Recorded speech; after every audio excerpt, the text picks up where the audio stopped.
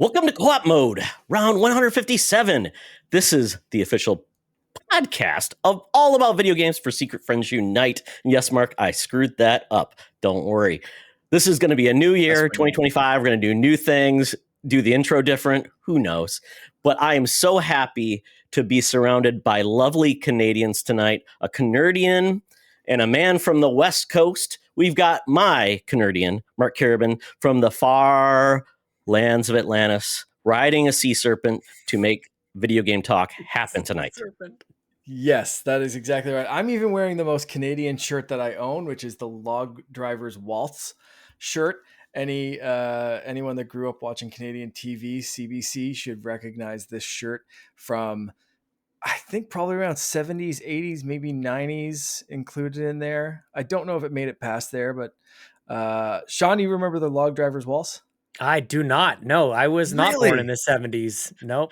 Not even a little bit. Okay. No, show it to me again. Give me through the 90s. We were born in the same. Let me see that again. Let's have a look. Give me the nice t-shirt. Rerun? Yeah, no. Maybe? Reruns? No. It's a great shirt, but I can't lie. No. Okay. All right. I'm going to send you a video that's going to kickstart some jog your memory. One of those like in our heritage moments commercials. Yeah. Yes. Yeah. Very close by to that kind of vibe.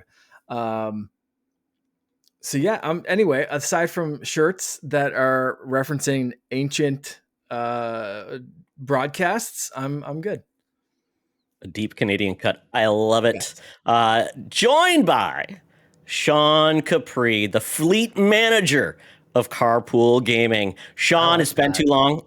Almost exactly a year. How you doing, bud? I'm here. I'm like it's a trip around the sun. And I just like show up like a comet every once in a while. I come back around. It's like, oh yeah, he's here. And then I'll fly away and just listen from a distance and check in on you guys.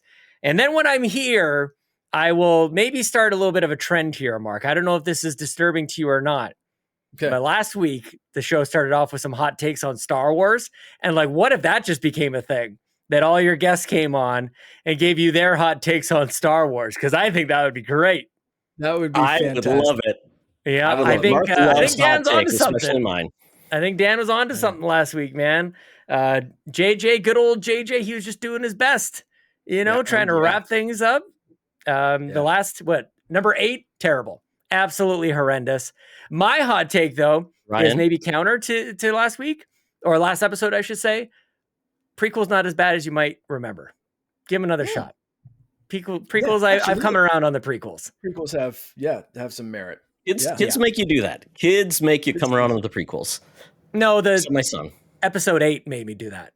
The kids had nothing to do with it. Episode 8 did that. There's a new rock bottom. Okay. Yeah, I like episode 2. Sure, I'll take this. How's that, Mark? How's that for a start? That's a good one. I wanna like clip that and just put it at the start of Holocron next week. There you go. That's clippable right there. Down. That's a good take. I'm down. I like 2025 is going to be the year of hot Star Wars hot takes on Holocron Chronicles. On the video game show. No. Unprompted to. Don't ever ask anybody. Don't ever ask them for their Star Wars hot takes. Just hope that they listen. It just comes carry out. On their tradition. I bring it out. Mm-hmm. Yeah, I like that. I like that plan. Well, Sean, man, so much has changed, but I tell you, man, Carpool Gaming, you guys are always changing things up, always mixing up your rosters. You got some really strong talent on there right now, doing some amazing things. You do Child's Play every year. Oh my God, you do a great job with that. All of your donations have been amazing. You guys meet up in Rome, New York every year. So I cannot wait to hear more about it this year. Yeah, we're still trucking along. I feel like Carpool is sort of like my outward expression of my adult ADHD. I can't keep things the same. We're always doing something a little bit different. We're going to mix things up. This year, last year, about this time, we went up to 12 hosts. We figured in 2025, let's do 24, just like Mario Kart. We're just going to go up to 24 racers. Makes sense. Yeah, what the hell? So this is me recruiting you guys. Get on board, man. Get on over to Carpool. Let's do this. And you know what? If you're going 24 and you're referencing Mario Kart already, Carpool Racing. That's it. I think you just need to start recording podcasts while you're drag racing each other in vehicles. So next time you're all in Rome, you need to all bring vehicles of some sort. and Or do actually have a go-karts. race. That's Throw right. You things can at do it people. live. Like those helicopter headsets, you know? Yes. That's how, yeah, it'll sound great. I mean, that's the origins of all the drives, all the Xbox drives and Nintendo. Like I did it while driving in my car to work. I had 30 minutes back when I thought I had no extra time at all. That was the only way I was going to do it. I recorded the shows in a car. I had my laptop in the passenger side, and I tethered the internet connection from my cell phone to my laptop, called Dave Moore on Skype. And that's how we did it, dude. Like, it was, Incredible. we made it work. It held it together with masking tape, not even duct tape, just like some Scotch tape, maybe. No, what's even more amazing is that Skype still exists and people can still use it today. I guess so. A couple more months, anyways. Yeah, we're there. Well, this is going to be a lot of fun. This is officially it's going to be our moment of reflection on 2024. We do it a little bit late because we both need a lot of time to catch up on the games we meant to play at the end of the year, so it gave us a little extra cushion. But this is the Couchies. This is the official 5th year of the Couchies, Mark. 5 years. Amazing. Wow. 5 And years. we always surprise ourselves that maybe we'll actually have a same game in our top 5. We never know. Not a chance. See what happens. Not a chance. Okay, Maybe here we chance. go. Okay. Maybe a chance. We'll have to go deep. We have to go deep. You may have to go deep. Confidence, right? Yeah. Did you maybe a play? chance. I'm looking at my list right now. I'm like, there's maybe a chance. Okay. Well, we will see how this goes. But before we get into it, we got to thank some very special people, Mark. And if you can tell us all about those people, that would be fantastic. Yes, that would be the amazing people over at patreon.com/secretfriendsunite, including our besties tier, Derek Trevelyan, aka the Figure Dude, Francie, the official hairstylist of Charlie Carden, the Xbox expansion pass, Luke Lore, of course, and Charlie's Uncle Tim, the Friends with Benefits tier, John Sador, Phoenix Sisters Entertainment, Brendan Myers, Corian HD, who Boss Rush, knocking some stuff out this insane level of work. I can't. 6 hours award show. 2 parts, too big for YouTube. Too big for YouTube. Holy crap. Go give them a watch and a listen. Matthew Keel, Kurt Krug, and Tanya Lee, as well as the incredible, amazing Secret Friends Super Squad consisting of Sean, Stella, and Henry Nias.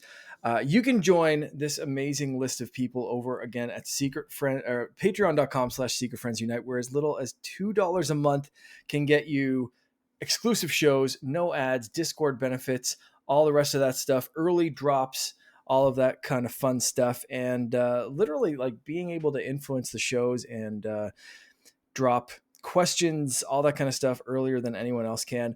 And right, I just knocked something on my table. Right now, you can sign up for a free fun stuff. Mark breaks 7-day trial. I'm so excited. I'm just ready to break my table. 7-day free trial.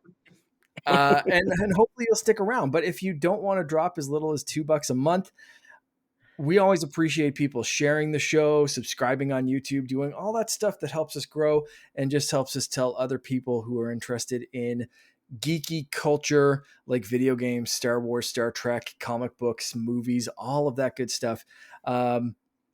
Just sharing it, dropping a Discord link, inviting someone in who you think will click. All of that stuff counts, but we want to send an extra special thank you to the Secret Friends Super Squad over on patreon.com/secretfriendsunite. Very good. Next episode, we will have more news about a special giveaway from a very special Patreon. Very great friend of the show, Sean Nias, and we will give that giveaway out to all of our folks, and hopefully people really appreciate it because it's pretty cool. So with that, we get into breaking news. We normally don't do this. We normally do buy, rent, return, but I was just a little bit ahead. I almost broke my table in anticipation of the breaking news. I was just giving people a preview. And then if Sean was in a car, he would be braking right here. He's slamming on my brakes. Yeah. Breaking news at Carpool is BRAKE, breaking news. Right. Yes. Pulling the car brake, whatever. If it needs to happen. Or Limp Bizkit, give me something to break. Oh, good happens. one. Okay. There Yeah. we go. Well, Nice 26-year-old reference. Love that, Todd. I That's love it. awesome. Yeah, Fred Durst. That's great. He's all about the kids. Uh, with this, Grandkids. we get into something that was rumored. It finally happened. The Switch 2 was finally revealed. They finally leaked themselves. The best leak of all, Nintendo. At this Happens with point, we age. got a what was it? A 2-minute video? 2-minute video? 220? Yeah, something like that. Something like that. Yeah. And I got the name Switch wrong, 2 Todd. I'm mad. I'm glad I'm here to chat with you guys about this. I got the name wrong. You guys got the name right. It was Super Switch all along. They called it the Switch 2. Absolutely. It You wasn't guys were the Switch first 2 people I heard say to Super you. Switch. Yes. Absolutely. They went with it because nothing says a new console like adding a superlative in front of it. That's right. I mean, it's worked so much. before. Yeah, absolutely. Back in 30 years ago, when nobody of a certain age remembers it, that'd be perfect marketing. Aw. Nintendo 65, they could have called it that. So many opportunities. That'd be great. Just start it at 64 and keep counting from there. That'd be awesome. Just like that. What is it? Instead of the Xbox 2, it's the Xbox 360 because we got to do better than 361. PlayStation. 362. Exactly. That's where they To should one. just pick it up from there. Went back to 1. Yeah, 365 every day of the year, just like Office 365. How about the Oh Switch no, that means the Entertainment next Station? Xbox would be called Xbox Copilot or something dumb like that. Oh no. I would Anyway. buy a Clippy edition Xbox. I don't even like. We all would. We all would. Yes. Mhm. Yeah. And Clippy, I'm surprised that Clippy isn't the AI face for Microsoft, really. They went That'd with be great. Cortana. It was the wrong choice. Cortana, like, come on. Yeah, she didn't make All it. the way. No, Clippy, she didn't. She went rampant. Yep. Nope. The other name that I heard that would have been really good was Son of a Switch. And then that'd be great. Son of a Switch. I love it. So we got a video, and that video basically showed but didn't tell anything. It was really showing the differences in the physical nature of the Switch. At this point, it's got a bigger screen, bigger Joy-Cons. It doesn't snap. It claps together like you're clapping your hands. Switch 2, get the clap. Yes, or you're boxing your I love kids' it. ears so they can't hear swear words. I don't know how it works. We are getting an extra USB port Yeah. for some reason. Interesting. It'll be interesting. We are getting the magnetic Joy-Cons that come together and pull apart. This is like Nintendo Switch After Dark. It's like a little more mature.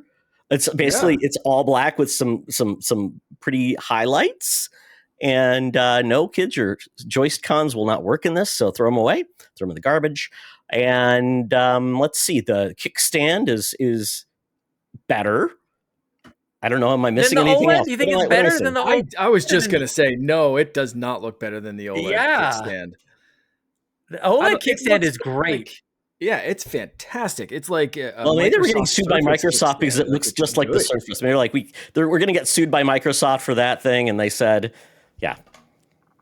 Yeah, look at this. This kickstand is great Look at on this that. OLED. This That is fantastic. beautiful. The other one looks like some like 3D printed, Yeah. like, very flimsy. It's very thin. Unless that thing's made of like Carbon the fiber. strongest material, it is. Yeah, nanotubes. It looks snap worthy. Well, it looks like a handle so you can carry it like the GameCube.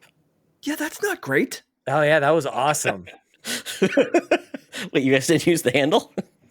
I shouldn't say that. What I do you feel think like of I'm the only handle? one who hates on the GameCube. There's a lot of love for the GameCube out there. I It's not- love the There GameCube, is. but like I Yeah. don't want a very flimsy handle on my Switch too.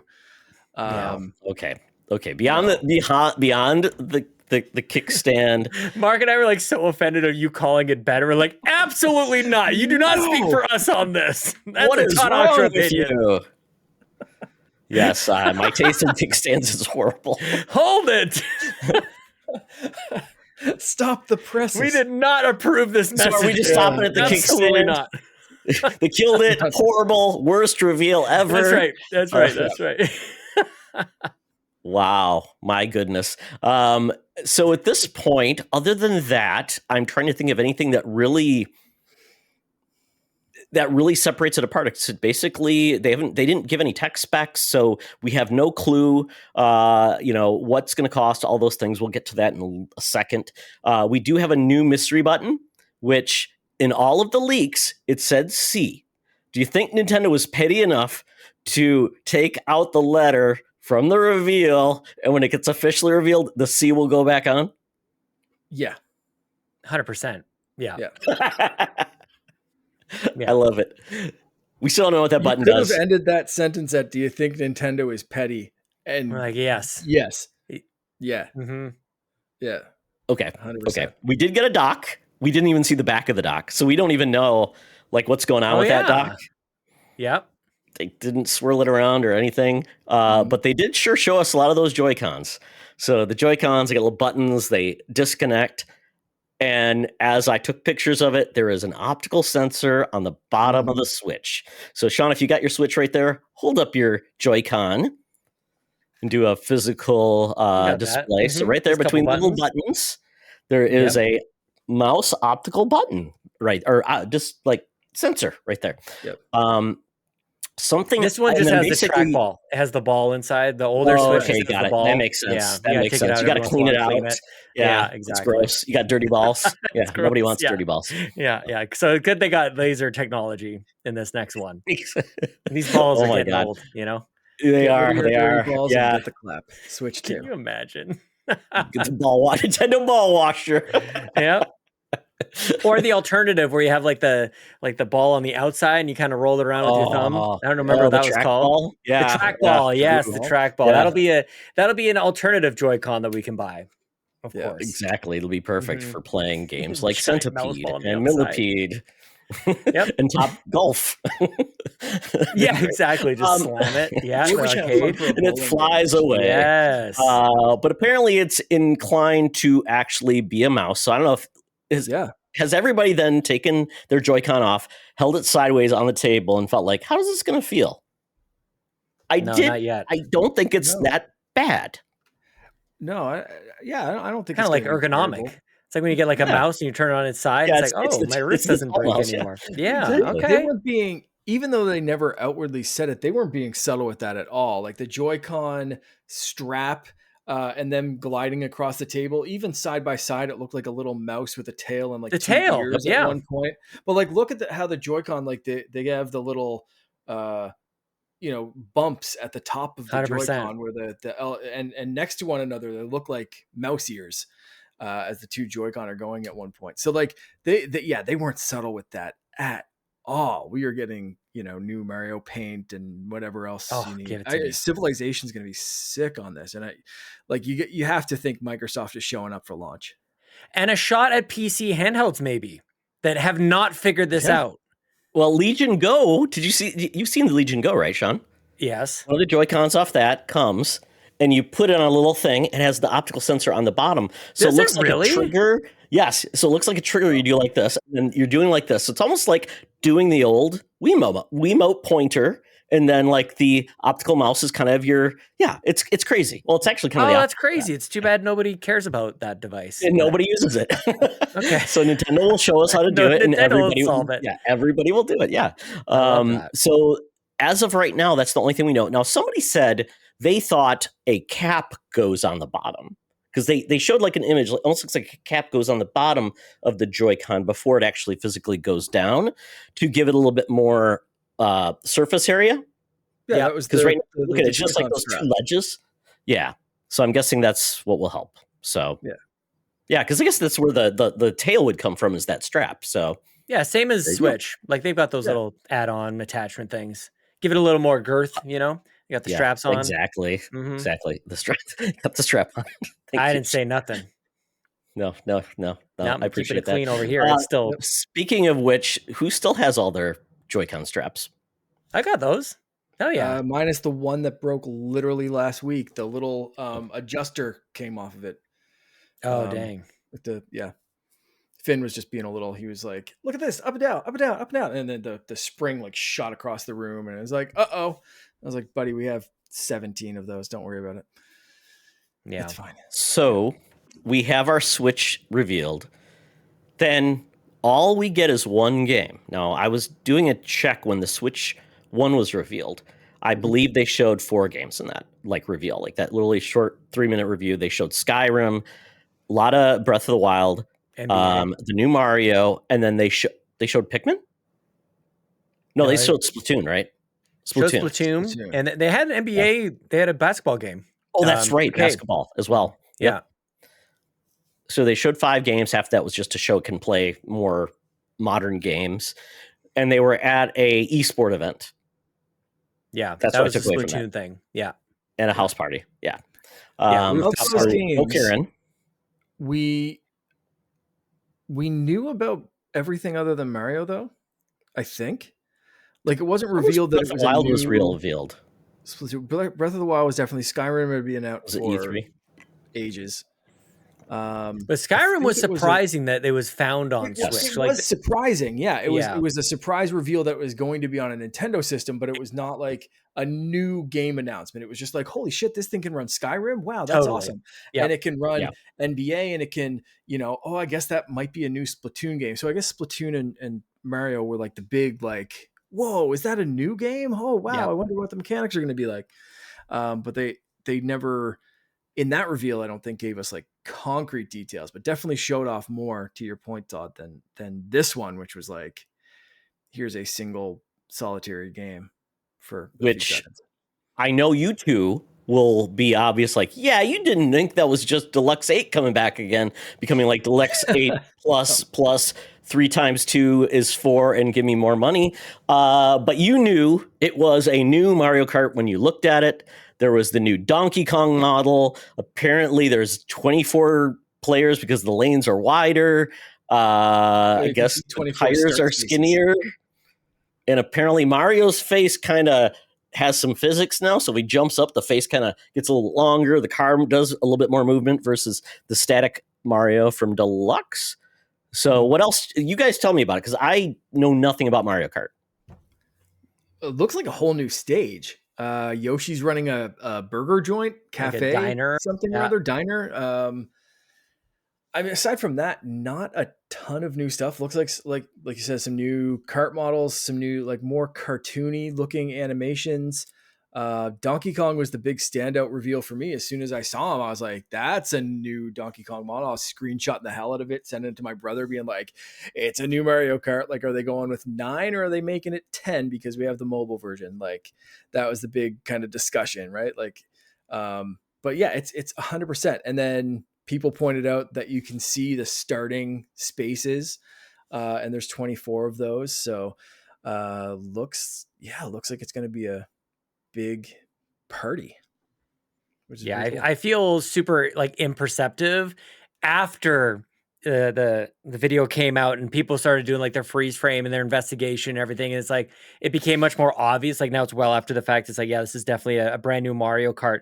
And for the first little while, I was like, I don't know what I'm looking at. Like, a lot of the characters kind of look the same. And after the investigation kind of has happened on the internet, it's become clear. I didn't notice the 24 spaces. I didn't notice Donkey Kong. I was like, and there's so many tracks, where there are 96 tracks on Mario Kart 8 Deluxe now. It's like, is this one of those? Like, I was really like, this is just how slow I am, you guys. Like, I was watching it in real time and I'm like, I still don't really know, I guess. Like, because the video up until that point was kind of more the same. Like, it was not a whole lot of exposition going on. They're just kind of checking off a box. But now that it's kind of happened, and the internet has done a good job of investigating this and pointing out what is now obvious, like, I'm so pumped about this. The idea of 24 racers on a track, even if the tracks were the same size, I would be in for it. But I think this does mean that the tracks are going to be wider at the very least. Maybe they're more expansive. Maybe there's an open world element to it. I don't know. But like, now it can just start getting crazy. Cool. Right, for a little while. Yeah, this is what Nintendo fans do. I feel like I'm activating the cycle of grief that happens, where we cross our arms, the thing is announced, and it's like, well, this sucks. And then I kind of allow myself to get a little bit hyped, and it's like, okay, well, maybe that looks kind of cool. I like the way the Donkey Kong looks. And then I start to think like, but then it could be like an open world thing, and maybe this is like a game as a service thing that we'll be playing for the rest of our lives. They'll just keep adding more stuff into it. Like, they go crazy, and then it gets released, and it's none of those things, and then I get angry again and buy it reluctantly. Don't worry. I know how they're going to drop this. It's going to be Mario Kart 10 will be a free-to-play game as long as you have NSO, They'll have season passes, and you'll get unlimited skins, but you can never own the game. God. So you have to play it online only. That was the Online only. question I was going to ask you guys: is 24 racers seemingly in this? I don't know how many racers are actually in Mario Kart 8, but do you think they're going? They could still call it Mario Kart, but do you think they're going Nintendo Kart? We got a glimpse of that with 8, with Link and Inklings and a couple of characters from Animal Crossing. Are they going full out? Are we getting like Samus in this? Are we getting just like a Nintendo Kart? Is this going to be Smash Brothers with go-karts essentially, or are they kind of sticking it kind of more Mario with some guests sprinkled in? I think they get there. I think they have to, like, it has to be Mario Kart. It has to be like just quintessential Mario. It's the number one, title selling on Switch. We've been playing this game for everybody knows it. So I think like, yeah, your main cast of characters, everybody from the Mushroom Kingdom, but then like it's the surprise and it's the add-on afterwards that I think is like the real drop. You don't need to waste that at the start. You don't need to be like, there's Mario and Tanuki Mario and also, Ripley or Ridley. It's just what? I don't want Ridley here, but maybe later that could be fun. So, but they you're going to fill 24 spots to start a race. Maybe they need everybody they can get. So I'm kind of, they can't have more babies. They can't have more metal Marios. They got to get away from those, like, quite all honestly, the power-ups. Kind of like B Mario. Bring in the B Mario. Maybe a Mario and his car is the boot. The green boot from Mario 3. That would be amazing. All of the enemies from Odyssey that Mario could become. Make it all happen. Oh my gosh, yes. That'd be awesome, actually. That'd be really good. But if it's going to be like Smash Brothers, it's just going to be Mario Kart X Fire Emblem. So it's just going to be all Fire Emblem characters. But like, what if one of the power-ups is Cappy and you just throw it at another character and you swap places with them or something like that? Or you become Yoshi and you can eat a car, like one of your guys, and shoot him out. Or sorry, Kirby. Kirby, he becomes you. Like, one of his power-ups is just he absorbs you. What was that? When Kirby mouthful mode? We're doing it again, you guys. We're coming up with stuff they're absolutely not going to do. But it sounds like a fun idea, and we'll be disappointed, but we'll buy it anyways. I really wonder with the more cartoony animations, I'm wondering if we're going to see some destructive carts like we did in the movie. Yeah, I heard. I can't remember who said this, but there are. There's thoughts of like a Wonder Seed being by the. I think, all the Wonder levels. Yeah, that would be amazing. Maybe a little bit of an acid trip. And your cars turn into like animals, and you're riding like elephants instead. I mean, that's, as we're just dreaming things up here, that's kind of what I guess what I would want from Mario Kart is a little bit more of like Mario in it, like stuff from the Mario games.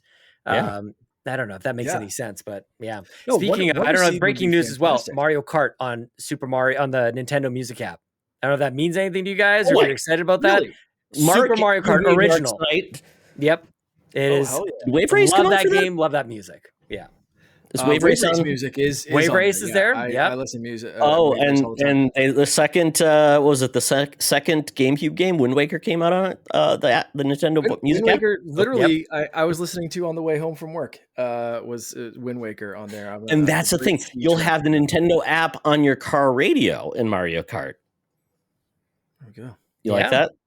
Oh, Super Mario Winner Kart. chooses the selection. Yeah, Super Mario Kart has great music, dude. Oh my goodness.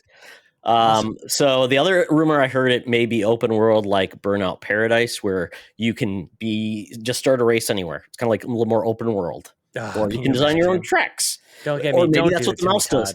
Maybe the mouse allows you to design tracks. Oh, don't do it to me. That's too much. Oh, that's totally possible. That would be amazing. Mario Kart Maker. That's what it's going to be called. Mario Kart Maker. Totally. Yeah. I hate it. Oh, I'm going to be so sad when it's not real. Yeah. Yeah. Even like going back to the Wonder Seeds and that kind of, like, I mean, they already did that with a racing game back on the Wii with Excite Truck. Where essentially you could pick up a power up and it would, shift and morph the entire world.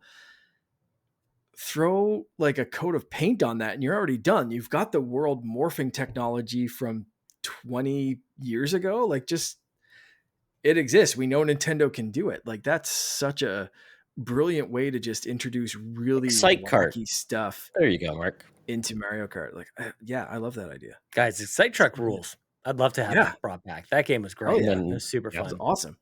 Bring And it back. What was the sequel? Go. Excite Bots? I think it was Excite Bots. Yeah. I never saw that. Excite Trucks? Was it Excite Truck? No. Excite Truck. Plural. Yeah. Excite Trucks. Excite Truck. That was the Trucks. first. And then Excite the Truck second one, it was like trucks, but they 24. were shaped like animals. So like the frog animal cart kind of thing. Okay. Weird sequels. I believe you. They did some weird I stuff. really believe you, Mark. Yeah.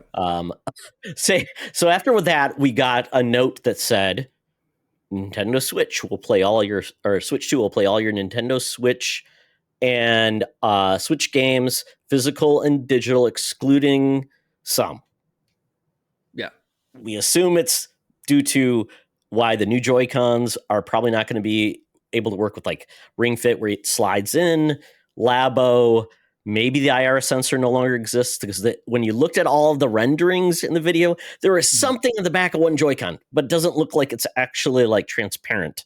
So I don't know if that's still going to be in there because quite honestly, it didn't do much. Mark, you looked up all the games that used the IR sensor and it was kind of like the games that no one would know what it is. Yeah. But beyond that, carts work too. So is it going to be like, you guys think it's going to be like the 3DS where 3DS where there'll be like a notch or something that it can play? Yeah, like the new carts will not work in the old Switch. Yeah, they have to do something to differentiate it, or else you get those parents that are like, I bought this and it fits in the Switch and it won't play. Why isn't my game working? It's like, well, no, you bought the one that shouldn't fit physically in the slot. So they need something, and a notch is an easy way to do that because why make it physically a different size than, the notch is just such an easy solution. Yeah, they've already solved it. You can only tell by tasting the cart. The new cart tastes of ammonia. The old cart tasted of all dressed. Yeah, all dressed. Now we want your kids to eat the Switch carts so they can buy more. So that is, and then the last pieces we got that they said April 2nd, 2025. And I think some people thought from Europe, because they do the dates backwards, thought it was February 4th, 2025. So depending on how you see that. So they were confused. They thought it was a week later. But we are getting a event similar to what they did last time, where they had the Japanese event, which I don't know if this is going to be like that event, which was very weird. That was quite a bit, and they showed quite a lot, and they showed the price and told you when you could pre-order it. And that was 2 months later, I believe, after that initial reveal. And then the Switch was then revealed after that event to be launching March 3rd. On this, the only thing we know is after the April 2nd event is we will get live you can play the Nintendo Switch 2 at experiences across the world. They go from April all the way through May in parts of the world. Yeah. That's all we know. But they did that last time too. The first Switch was closer to 90 days. It was 86 days between that announcement trailer and the January 13th technical detail, launch date, price, breakdown, all that kind of shit. So 86 painstaking days for Sean and I to lose our mind on what the hell the Switch was. If you remember back that far. Sure do.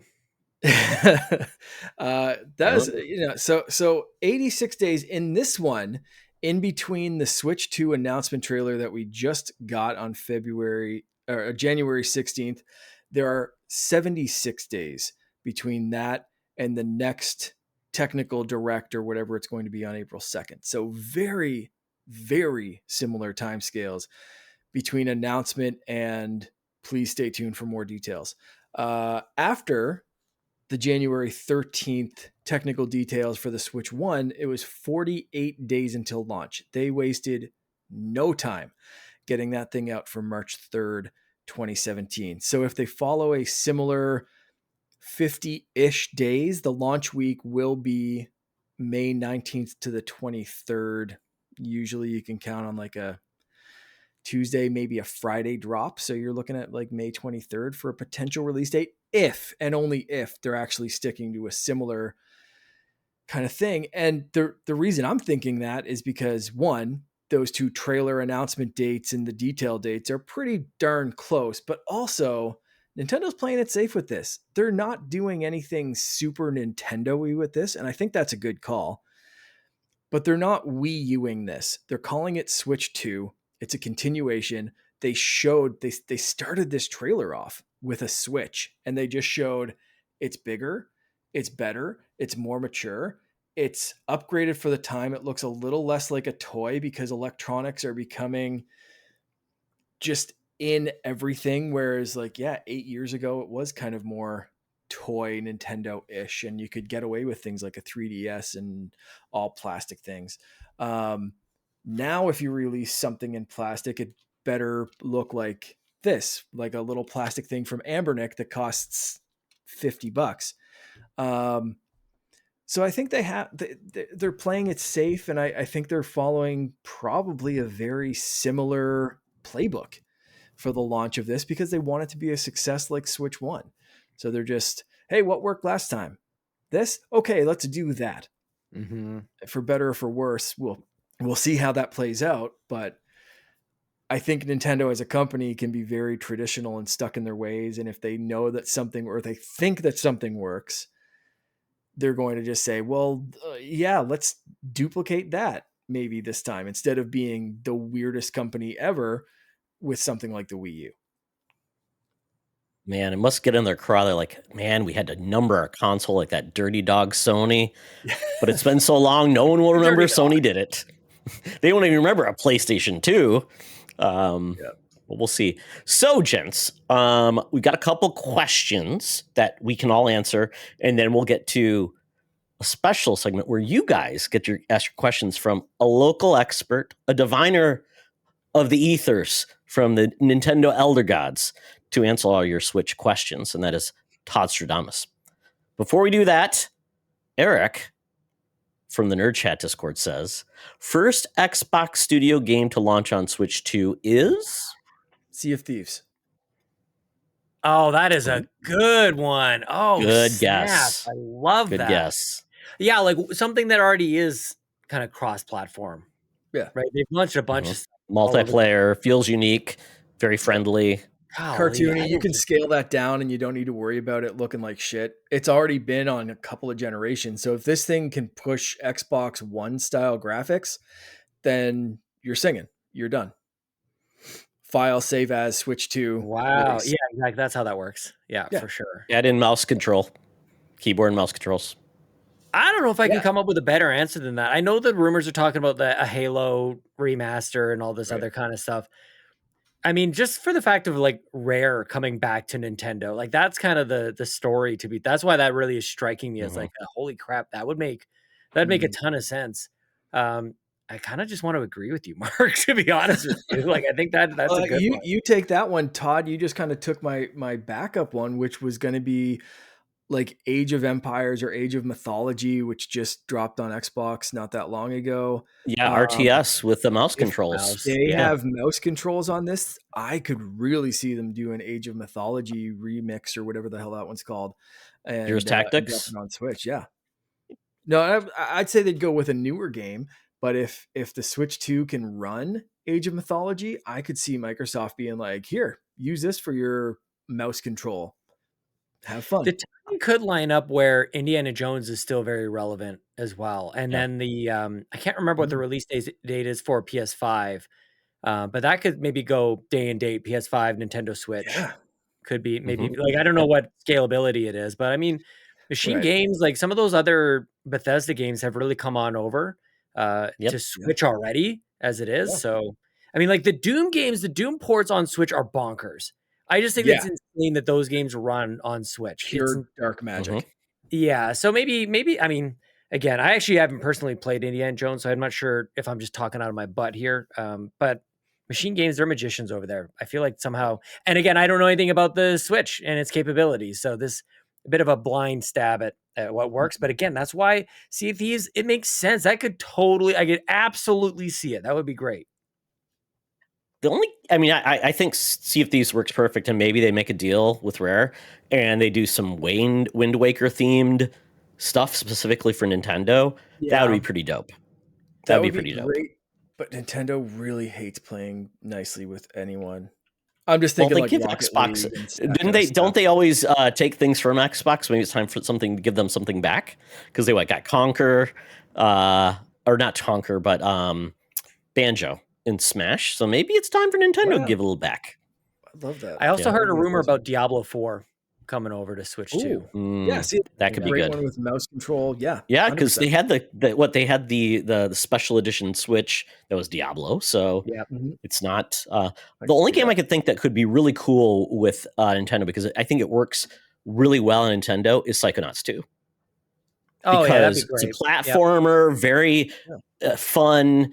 Everybody likes those type of games, and it never came to Switch, so that could be something that could work well. But I don't know if it's what your first game is. I think it's going to be a big deal, and if we're thinking that the Switch has better communication ability, then maybe something online to showcase it would be pretty cool. I mean, there's apparently a deal in place to put Call of Duty games on the next Nintendo console. That was part of the deal to buy ABK. So I don't know if that's first, but what was the last Call of Duty on Nintendo? Was it on the Wii, or was there a Wii U World game? at War? Maybe Wii U. I'm not even sure. There was a Wii. I have the Wii U version back there. Okay. I can't remember which one it was. Okay. But I could absolutely see that being launched. Yeah. Oh, really? Which one? I can't remember. Well, probably World at War. Yeah. Or no, check. Ghost. It was probably Ghost, the game that nobody loved. Yeah, World at War is older than the Wii U. That's Black Ops that was 2. PlayStation 3. Look at that. Oh wow! Is that real? Okay, so I had Black Ops 2. Maybe, I think. Yeah, Black Ops 2 is there. I can buy it on Amazon right now.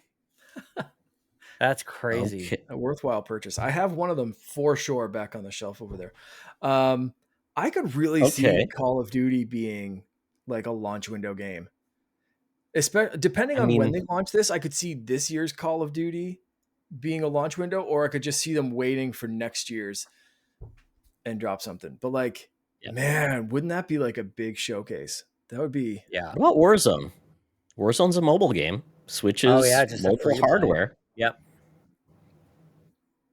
That could be the first Call of Duty to show up there. Yeah. It's Warzone. Yeah. I could see it. We'll see. I mean, we'll see how that does with that demographic in Nintendo, and see if because obviously Fortnite's worked, but others have not. We'll see how much storage space is on this Switch too. Okay, we're talking about Call of Duty on this thing. It's like, all right, well, get yourself a terabyte of storage, which is not. You can choose one level of the campaign mode or one map of online. Which one? True. You get one skin, and it's Nicki Minaj.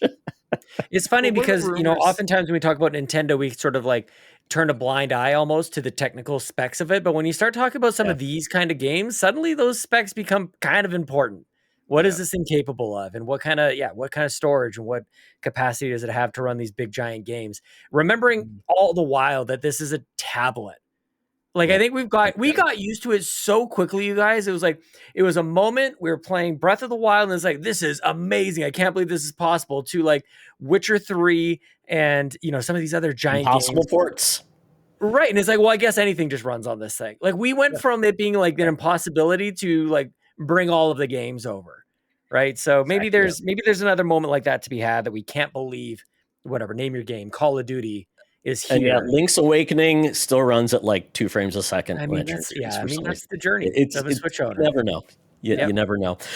So another question is, Bacon has a lot of X-Bacon Gaming, great guy we have on the show. He's a little bit more sly on this, but he says, next question after tariffs take hold in the U.S., price for a Switch after tax more or less than $5.99?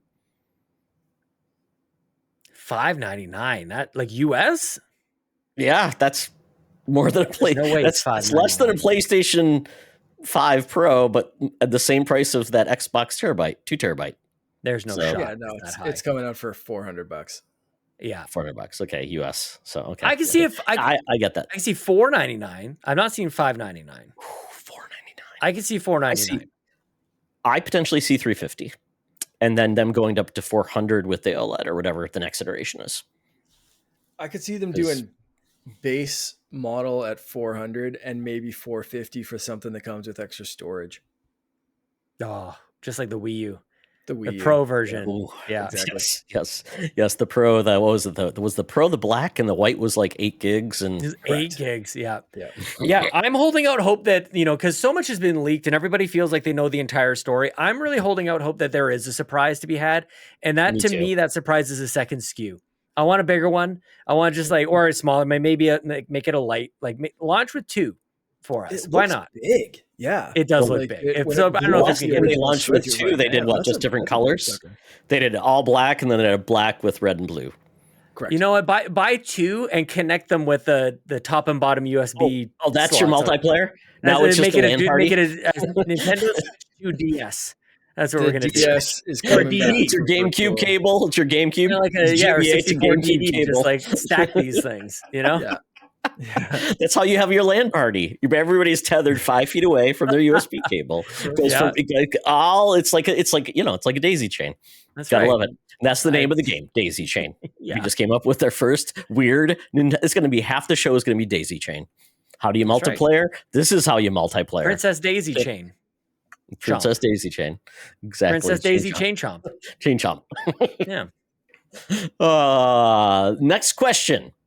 Eric says, given the following, current high-end portable gaming device segment is dominated by Steam Deck. The Switch is on paper to be more powerful. The Steam Deck, which will have much more in-demand exclusives, and the benefit of also being sold at retail and also advertised.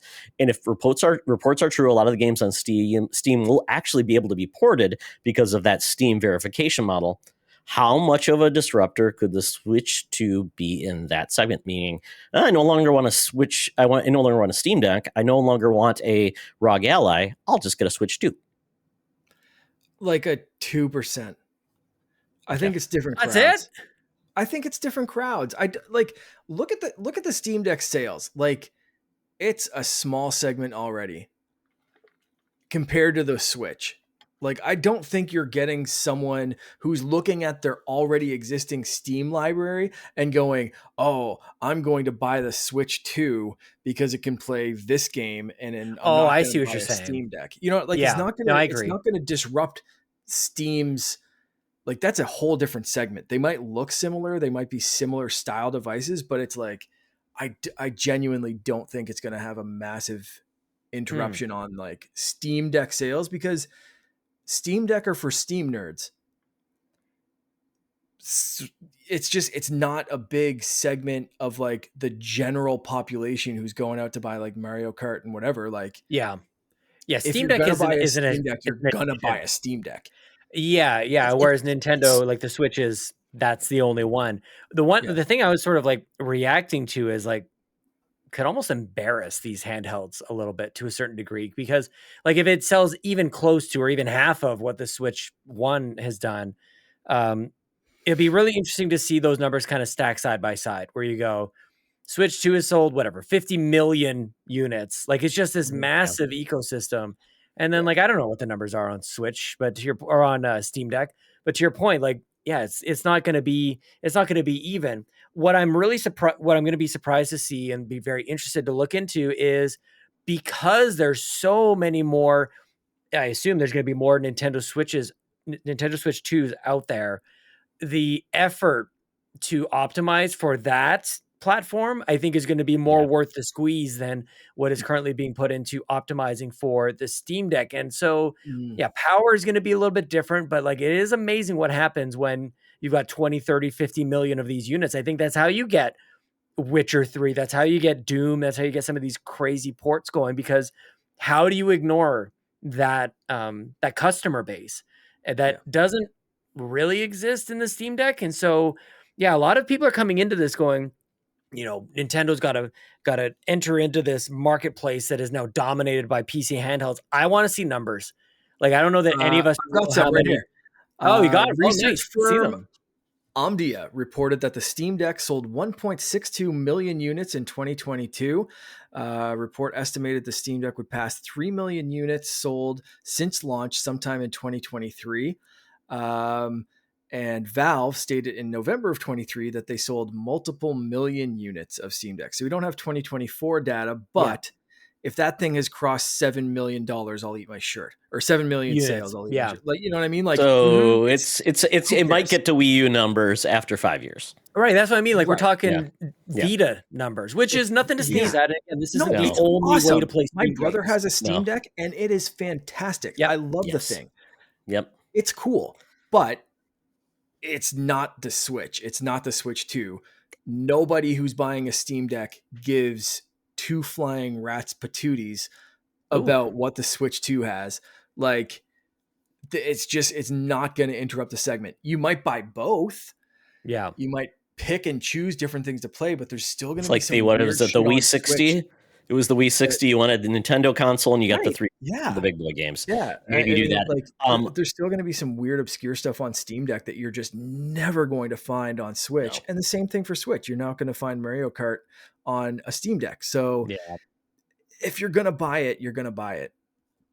I think it may deter people from getting a Steam Deck, because it'll be like, well, now Nintendo's got some actual big boy games now that run a lot better. I can play Call of Duty now on my Switch. I can play maybe Baldur's Gate 3, maybe these games where the only way you could do that really portably was by getting a Steam Deck. So I think this is going to be great for competition in that space. I think if games get optimized for Switch, guess what? They'll probably get optimized to burn better on the Steam Deck. So I think it's a good, agreed. Yes, a good happy medium, because there's certain things that will never come to Nintendo. So maybe you do that. Maybe you like a handheld environment better, and then it's an easier way to get into PC gaming and cheaper than it is to get build a beefy rig and do things like that. So I think it's a win-win. I think it will raise all boats. Is that what it's? Yeah, and maybe they can stop blaming. People can stop blaming the Series S for holding gaming back. That'll be the It'll be biggest based thing. on the Switch 2. It'll be the Switch 2 will now be the great. It's like we're going to program everything to the Switch 2. Hopefully your game looks better on the PS5 now. I don't know. It'll be the best thing that ever happened to Series S. Exactly. And when I say that, I am saying that assuming that is including the next generation of Steam Deck. I'm not because I don't think, when they release a new Steam Deck that is more powerful than a Switch 2. Again, I think the people that are going to buy it are the people that are going to buy it. Like, I don't see a massive overlap in those two segments, even though it's a similar looking device. Being in a lot of different Discords now and talking to different people, I have seen people that normally are not like they're anti-PC. Steam Deck has pushed them over the edge. And it's been like that 100%. Has been my gateway entry to PC because it's affordable. It's like you can get a Steam Deck for under like $400 now because they typically go on clearance to get those, and it can dock, be it PC, do whatever you want it to do. ROG Ally often goes on sale for under $500, and to me, it's people have wanted a handheld device, but they want something other than Nintendo sometimes. So I think it's a happy medium, and it will get better. Microsoft has already said they are going to do so much more to make handheld gaming for PC and devices better. So I think Xbox being behind that, I think it's going to be a lot more competition for Nintendo in the future. And that's a good thing. It makes everybody better. Might get Sony back in the game. Might make Nintendo be a little bit better on their practices for sharing games and do things like that, which quite honestly, Nintendo's been able to get away with making you buy a whole another Switch and a whole nother copy of Animal Crossing if you want an island, which quite honestly, you know what? I don't know how they got away with that, but man, they are great. The example that you just gave sounds more like people like me or people who want to get into PC gaming but don't want to build a gaming PC rather than someone that is considering buying either a Switch or a Steam Deck. Like I don't own a PC. If I'm going to get into PC gaming, it's most likely going to be through a Steam Deck. It's not going to affect my decision to buy a Switch 2, and my Switch 2 is not going to influence my decision to buy a Steam Deck. That's my entry to PC gaming because I have a Mac and an iPad, and I'm like, do I get a PC? I don't think I want a clunky PC. Screw it. Steam Deck's good enough. Let's go. I think very different product categories. And my entrance isn't like, oh, good, it's handheld gaming. My entrance is like, cool, cheap barrier to entry for PC gaming. Yeah. Switch ain't that. No, there's going to be people that don't care about Nintendo properties at all. And it's like, well, why would I get something that's underpowered, doesn't play the games I see advertised on TV, like EA games? And that's another thing where it's like, so I think there's a case for everybody, because if everybody had to play Nintendo, more than 13 million people would have bought the Wii U. So I think it becomes what works well. And I'm glad that handhelds are coming back, and it's not just Nintendo playing that space. I think it's a good thing, because who knew the Portal would be a well-selling device? Everybody laughed at the Portal, but apparently it's always out of stock and selling well. So who knows? So, gentlemen, now it's time for your questions to be answered on the Switch. These are your time to shine, and you're going to have to ask a man who knows all, sees all, but only can answer yes/no questions, and that is Todd Stradamus. So you have 5 questions. Wait, is that Todd Stradamus or Fred Durst? What is it? Red hat to the back? Because Inside Out, it's wickety wickety wickety whack. No, that's moving on. I got my reference. That's crisscross. So now you each get 5 yes/no questions about the Switch 2, and I guarantee an answer with a yes/no question. Okay. Sean, start us off. Todd Stradamus, please tell us, enlighten us. Will the Switch 2 launch day and date with the new Mario Kart game?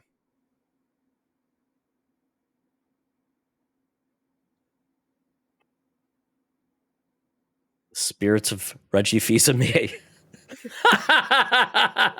is saying yes. Launching with it. Okay. All right. We're going to have a Mario Kart game day 1. Sounds good. I'm going to go for another launch rumor that I've heard is a Switch 2 launching with, and I wish I could have gotten a voice clip from Joseph Moran into this. I'm going to try my best. Red Dead Redemption 2. Oh, wow. Sorry, Joe. I'm channeling Nintendo lawyer Howard Lincoln. He is saying the answer is no. Ooh, okay. All right. Not launching with Red Dead Redemption, but that could mean it comes later. Yes, no, Sean. Yeah. Okay. Fair. All right. Dang. Well, can I stay with the, maybe in the same realm here a little bit? Because everybody's very excited. The entire world is very excited. This is going to create its own little microeconomy for a day or two.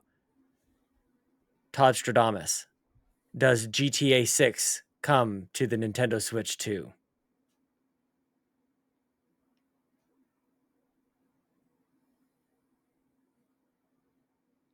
Yoshi says no. Okay. Yeah, they don't need them. Like, not at all. Okay. Wow. Never. That's interesting. amazing. Okay. Amazing. Okay. Will the Switch 2 have apps such as Disney Plus, Netflix, streaming apps and stuff that you would usually get on a tablet? Will the Switch 2 have streaming apps? You can toss music apps in there as well if you want to. Like the Nintendo Music app. Put that sucker on the Nintendo Switch too. Why is that not on a tablet? The Ring Fit Ring has told me yes. Wow. Okay, this is getting exciting. All right. Todd Stradamus, please tell me this. After decades and generations of having absolutely no functionality of the sort, will the Nintendo Switch 2 feature Nintendo voice chat? Can you voice chat with friends? The IGN podcast?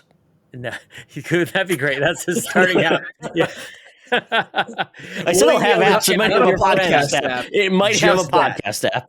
That'd be amazing. That's the only podcast that's on it. That reminds me, I need to try and get Nintendo Drive on the Nintendo Switch. That's right. That's right. Yeah. Yep. So are you saying, so please restate your question? Okay. Will you be able to chat with friends on the Nintendo Switch 2? If Mark and I are friends on the Switch, we're friends right now. Right now, all we can do is see what each other are playing. And that's basically it. Tom Nook has said yes. Okay, Ooh, all right. okay. I Very like it. exciting. Well, I'm sure nobody will abuse that at all. It's going to go No, great. definitely not. Yep. It's all in similar, or it's all in animal talking. They'll take it away. You can't automatically translate that. Yeah. You're talking normally and it just comes through like. Yeah. different filters. You can turn on the Pikmin filter. Oh, that'd be great. Anybody talks weird, what is it? The banjo. Yeah. Yep. Oh, that'd be That'd good. be amazing. Or original Star Fox. DLC filters. Yeah. Yes. Babbit. Yeah. I love it. I It's kind of definitely need that to be a thing. it's the monkey's paw of things, you know. I would genuinely love that so much. Like, I can't even express how much. Like, everyone else's voices coming in as gibberish. That would be so good for like 40 seconds. Yes. Todd Stradamus, is the C button going to be used to switch the screen quickly and easily in Nintendo Switch 2 online services, DS and 3DS modes?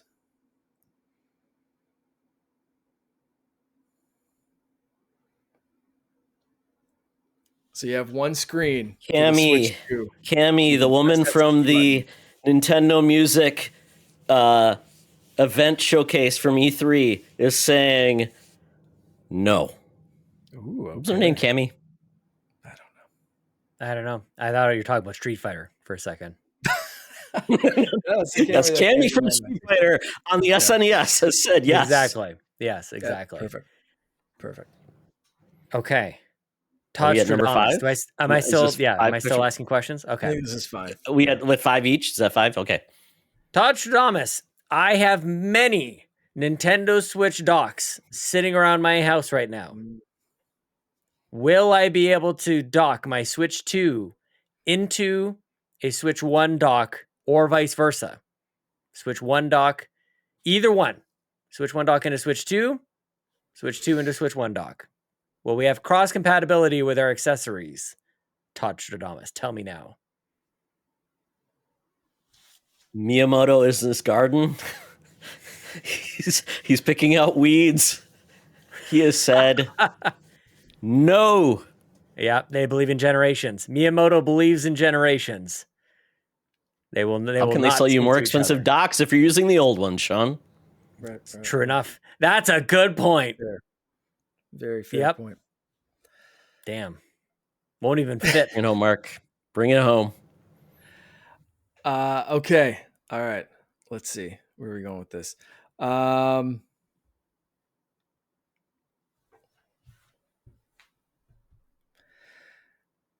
Stradamus,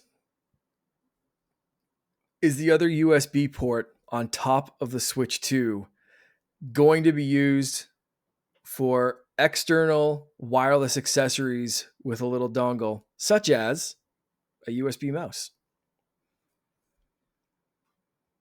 I'm seeing in the clouds the ghost of Ravi Drums working at a Subway, and he has said, "Yes, Mark."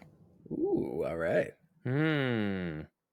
The real reason that's there, by the way, spirits have gone away. The spirits have gone away. Oh, the ghosts of Nintendo's have left. I have to turn my hat frontwards. Welcome back. Oh, Welcome back. I feel like a relief has left my body. There's not a lot of mystery, by the way, about the USB on top. Anybody who's ever played tabletop mode knows why. There must be a USB on the top. You got to be able to power that sucker on top. It's like the Dreamcast cable that went in the bottom for some reason. Why? Yeah, or like the Apple mouse. Yeah. I'm even playing handheld mode. Like, having that thing in your lap while it's charging and a cable kind of like coming down into your stomach or between your legs. Top makes way more sense than the bottom. It's only the dock that makes use of the bottom. Yeah. Makes a lot of sense. Or maybe it's just like, you like to switch your dock upside down. Do it your way. You get it free. It switches it up. Yeah. Like the top. Are you a top or a bottom? You did say it was an adult Switch. We got it's right. The Switch After Dark. Mature themes. Exactly. Yep. Okay. Now it's time for What You Been Gaming. So, Sean, quick question though first. Last year when you came and saw us, you said you are not buying any games. You are just playing games that are given to you or in subscription services. Did you succeed? I really did. Now, but people are going to be mad about this because I had a lot of loopholes that allowed me to do this. That's right. We called it the loophole. Yeah. Many loopholes. Yes, you could have a whole scroll just like fall down the floor down three sets of stairs of all the ways I could get around this rule. But what I am able to tell you is that I did not spend a single dime on video games last year. Did I get gift cards and use that? There you go. But you didn't purchase gift cards. Yes, I did not purchase the gift cards. I think maybe the closest I got was that I traded in a Nintendo Switch game for, and I used it to buy Steam dollars on my like a gift card. Okay. So I went to EB Games or GameStop or whatever, and I got $30 for a game on Switch. I think it was called Colors Live. I don't know if nobody's ever heard of it. Yeah, wasn't playing it. Got $30 for it. Put it onto Steam. And then actually, for the most part, I think I used that to gift games to other people, to be honest with you. Okay. But yeah, I went the whole year. Again, we get a lot of, we're very fortunate. We get some codes from like Ubisoft and others. Got to review Hellblade 2 last year from Xbox, which was really good. And then, yeah, I was gifted a few games throughout the year. It was a bit of a journey. But yeah, I am now able to purchase games in 2025. In fact, on January 1st, I purchased my first game in 365 days. And that game was Warcraft 2 remastered, folks. Of course. That's what you didn't already own that game. Yeah, not twice. Out? Not 10 times over. Yeah, okay. Yeah, well, it's remastered. Like it was actually the remaster is pretty new. So yeah. One of my favorite games of all time. You can buy it again on the Nintendo Switch 2 with mouse support. Oh, yeah. Why isn't it in Game Pass though? Like, can we talk? I mean, nobody cares about Warcraft 2 is what I've come to learn, but that's sucker should be in Game Pass, and it isn't. It's kind of gone under the radar that like technically Microsoft has released a game brand new that didn't go into Game Pass. It didn't go into PC Game Pass at all. No. So this is really my first chance to bitch about that. So there you go. Yeah, you got to get that BattleNet integration with Game Pass. Come on, dude. Yeah, it's not there. Yeah, and Mark is having this realization right now. He's like, "Oh, son of a bitch! We all missed it. None of us got mad about it. We got screwed. We got screwed. Mm-hmm. Yeah, nobody cares. Zug zug. Like it's just kind of yes, like my lord. Like... None of those sounds will be coming out of your Switch anytime soon. I love that. Used to do that. Yep. Okay, Sean. Switch been gaming. Well, I'll get to this maybe in the Couchies, but there's a reason I'm playing PC a little bit more these days, which is very exciting for me. And again, first week of January, I kind of did this thing. I went through all the games that I own or have access to, which is many. Probably, I think I started with a list of like 90 games, you guys, of games that I actually have. Wait. What are you using? Are you using GOG, like GOG Galaxy, which is great for tracking everything you own everywhere? Good Steam, question. That would make sense. Amazon, yeah, PlayStation, Xbox. No? No. I'm using what's called Google Sheets. No. I am making the list on my own. Yeah, I made a list. I went through my Nintendo, my Switch libraries, my PC libraries, my Xbox, my PS5, all the stuff, and I just kind of like gathered it all up. This is kind of what started it last year. I'm like, why do I need to buy any games? I don't need to. I've got all these games I've purchased and collected over the years, and especially this time last year, I was looking down the release schedule. I'm like, there's not really a whole lot. Maybe I can pull this off. This year looks pretty good. This year already, I'm pretty excited about. But I still have my co-host on the Xbox Drive, Bowser, has said I need another game like I need another hole in the head, and so that pops up in my head like anytime I get tempted and fall back into my old ways of just collecting games for the sake of it. I don't really need more games, so I've still got Sean. Pretty enormous backlog. Yeah, I can save my money. Put my kids through college or something like that. Probably be responsible about it. Yeah. The good news is I got us out of debt. We have no consumer debt anymore. So it's kind of like part of like an overall. That is amazing. A joke about it, like make the content about it, but it was part of an overall kind of. Family. And you have universal health care, so that's a bonus right there. Totally. I just go to see the doctor and say, "Hey," and he's like, "Hey, how are you?" I'm Like, I'm feeling great. He's like, why are you Yeah. here? I'll see you later. That's it. That's what Yeah. we do in Canada. Can you remove something? You don't have anything to remove. Just remove my toe. Oh, just do it. God. Oh, no. I just asked him to. Medically assisted high five. Just all right. Thanks, Yeah. Doc. See you next time. I just A go for hug. the where he tells me Make to me laugh. turn to the side and cough Yeah. for free. He said Gotta laughter go is to the the best mall for medicine. that. Make me. Yeah. Oh, jeez. Exactly. Yep. Mark, That guy in Mark that knows what I'm costume. saying here. Yep. So what you been playing, Sean? Oh, right. That's what you asked me. What have I been playing? I just rolled credits on one of my favorite games of all time, Half-Life 2, which I haven't played since it was on the orange box on the 360, actually. Big Oh, fan that's the first of... way you played it? Okay.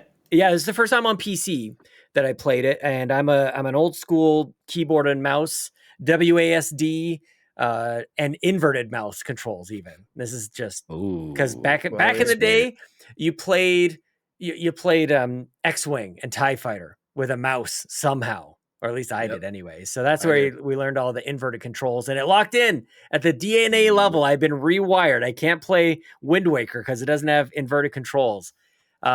So I was I think Half-Life, the original Half-Life came out in something like 1998, peak Sean Capri PC gaming Came time. with Windows 95. It was like that Windows 95 and Half-Life 1 were buddies. Beautiful. It was a great time. So my heritage, my background in gaming really is linked to the first Half-Life quite a lot. But everybody knows Half-Life 2 is a seminal game. Played it back in the day on 360 and really enjoyed it. And for whatever reason, I don't even know how it ended up coming up. Maybe I think it was Donnie Reese started playing it. He's on PSVG, and he's like, I just discovered Half-Life 2 for the first time. I'm like, oh, I love Half-Life 2. And I want to be doing this more often. Like when people are playing a game, I want to like jump in and try to experience it kind of at the same time. So I started playing it, and I totally forgot how masterful this game is, you guys. So good. And it's one of those things that's 20 some odd years old. At this point, I think it was 2004 this game came out, so it's 21 years old. You know, just before Logan was born. Holy cow. It's 1 year older than my son. It's insane. It's older than Mark, I think. Yeah. Mark's just 21 years old, just a babe over here. Exactly. Yeah, man, like it's really, really special. It's a completely seamless shot. From the beginning to the end, it's one adventure. And that is crazy that the pacing is as good as it is, that going from like one area to the next makes as much sense. Like you think about all the different scenarios that you see in that game, it is bonkers. And they introduce great characters, and it's, I don't know, man, I could go on about Half-Life 2. It's so good. Really glad I Did you play the RTX version, Sean? I almost never like ray tracing. So the RTX version, essentially, it's a remaster of Half-Life 2. No, I did the remaster. I did Black amazing. Mesa. It's free. This is like a free update based on RTX, like GeForce graphics technology. And it looks amazing. It's possible. I did play, like, there was some sort of anniversary update or something, and maybe that's what I was. I'm not even. It was just on Steam that I had it before, and that's maybe part of it. Maybe there's some updates that enhanced in a way that I don't. I wasn't looking at the original versus this one, but the way that you as the player initiate conversations and actions happening in the world around you, just remarkable, man. It reminds me of BioShock in a way, like the way that the whole world kind of like interacts with you as a silent protagonist. I just have people need to go study that and relearn how much better games were back then, maybe in a certain way. Like this was really good. But we also had a lot of shooters back then too. We've sort of like steered away from narrative driven games. We've steered away from single player. We've steered away from shooters for sure. So maybe just on all those things considered, it's possible that I just needed a little bit of a refresher, something that seems like it was new, but it's old. Maybe what's old is new again. So Half-Life 2. I will say though, the Wolfenstein games from Machine Games are an amazing narrative experience for a shooter. And that's why I think they resonate with people so much, because it's like that's the most recent example, maybe. Probably. I've seen this link, Half-Life 2 RTX. I do not have this. Ooh. Requires you own Half-Life 2. It's coming soon, and it looks amazing. I mean, it makes it look like a brand new game. Holy crap. Well, again, like I thought it held up pretty well. It's obviously an older game, but it still looked Oh yeah, pretty you good. probably own it. I think everybody owns it in their Steam library for free, where they charge you like 99 cents. Totally. Yeah, this is to me this is required gaming. You know, Oh, yeah, and that's sort of been I don't want to speak entirely for him, but I loved hearing Donnie talk about this over on PSVG where he's like almost want to go back to my previous where he's saying he would want to go back and revise some of his statements he's made in commenting in the So video game good. industry because it's like all these things that we celebrate in games as being new and innovative, Half-Life 2 did in 2004, you know, Yeah. on a Pentium whatever, like Pentium 2 That's or Pentium why 3, they whatever it don't was. want to make Half-Life 3 because they're like, how do we make a better game? How do you do better than that? So I'll get into episodes 1 and 2 because I have played that. Oh, those are so good. They're really So good. But if anybody is like me and had played it back in the day and goes like, and in your mind you're like, yeah, that's a really good game. Like I don't think you remember just how good it is. This is the kind of thing that makes me want to jump into a top 50 games of all time or top 100 games of all time, so that I can make sure that this is top 5 maybe like I don't it is spectacular, just an absolute masterpiece.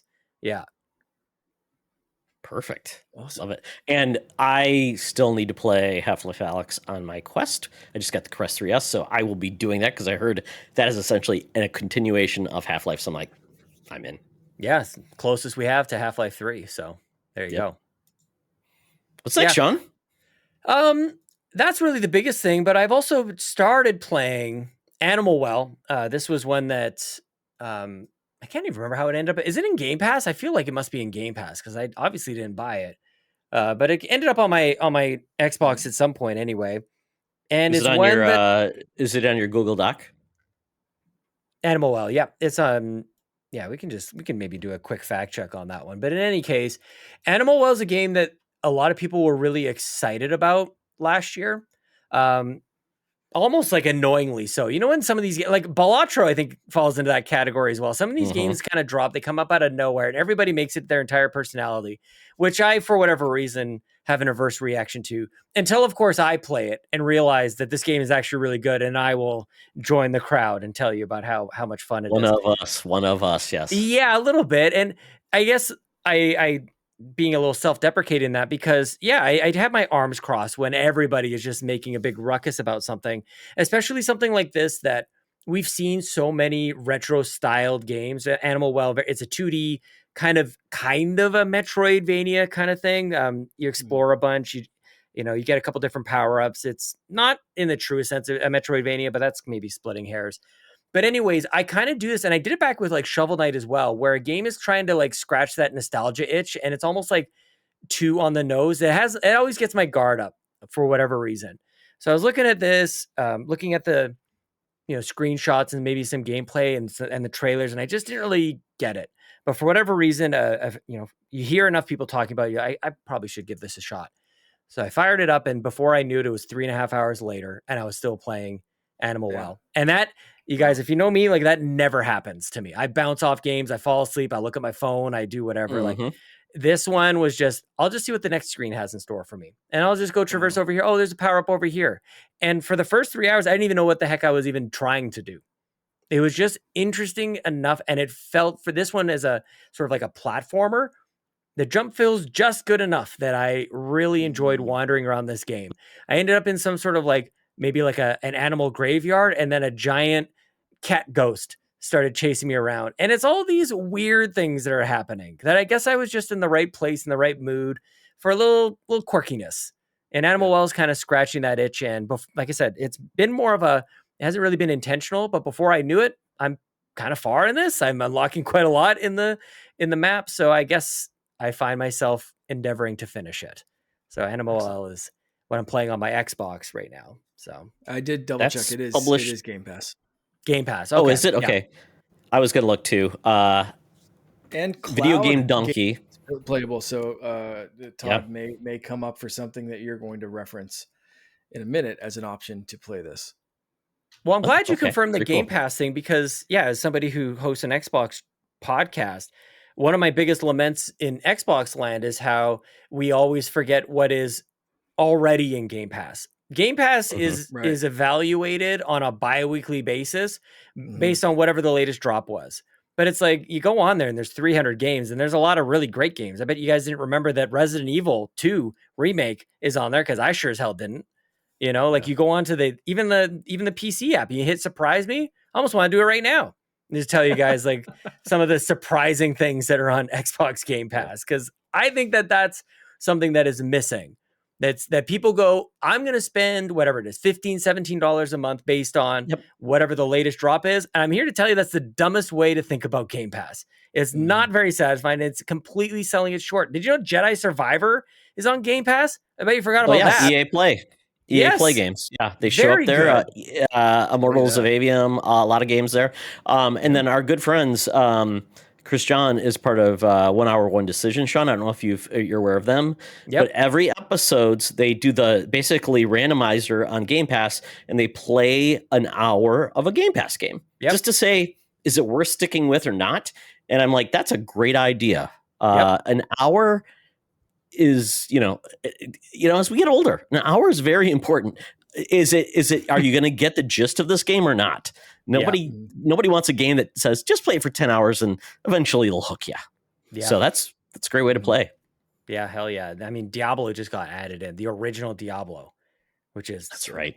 Yeah. I mean, I could go on about Game Pass. So a lot of people play that on the PlayStation 1 on Game Pass. Unbelievably. We've gotten so used to just dogging on Xbox these days that maybe every once in a while it's like an objective truth into the mix maybe couldn't hurt.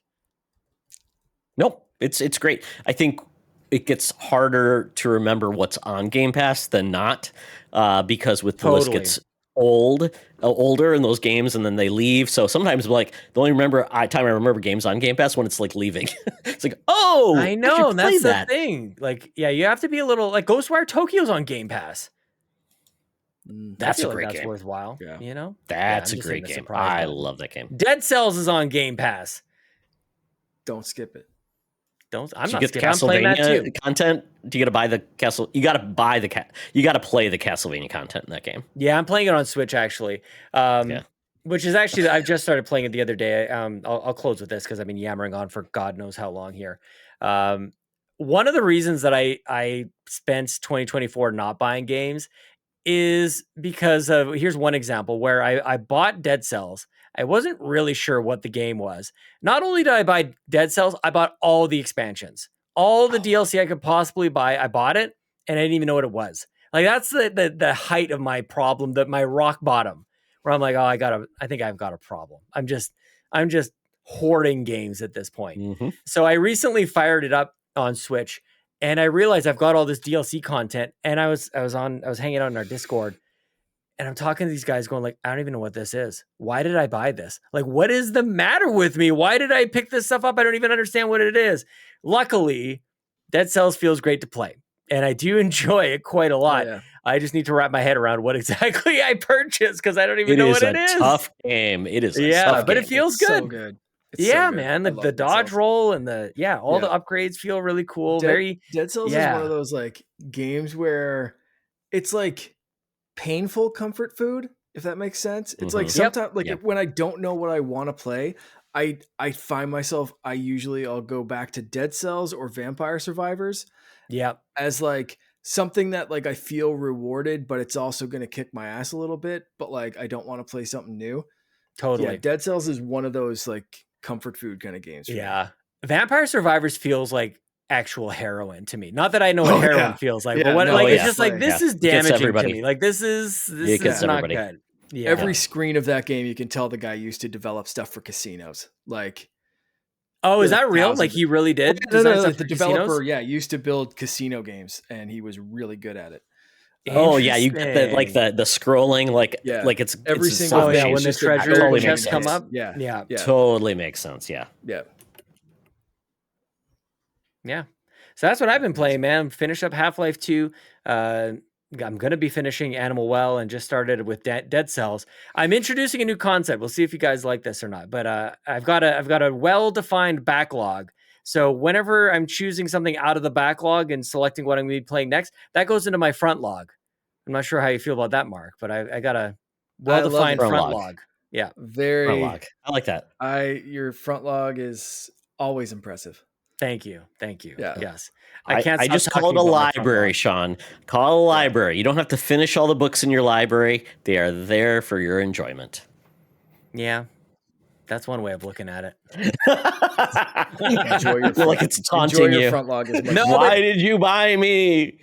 carrying over from 2024 is just like I really just want to play games that I'm going to have fun playing. And so Yeah, far, I think absolutely. I've rolled credits on 4 games. I've rolled credits on Gears of Wow. War Ultimate Edition, which is excellent still. Ooh, yeah. I rolled credits on Gris, which is Oh, that's excellent. a It's the great game game. from Ooh, the studio that so made good. Neva recently, also very, very good. Mhm. Rolled credits on Donkey Kong Land. Like I'm having a blast. And then Awesome. Half-Life 2, I'm having an absolute blast playing games this year, you guys. Perfect. So Gotta good. love it. Yeah. Ready to go, All right, Todd? Mark. I have not been playing a lot of new stuff. I've been playing stuff to get ready for today. And then I've been playing stuff that my 4-year-old demands that I play. So Sure. the first one, the stuff that I play for me has been Fortnite because they added Godzilla and King Kong. And holy crap, I love when they Can do you play weird as stuff like that. Godzilla and King Kong? Because it's a Yes. a big body target. So there's a couple of different Is ways. it little So Godzilla?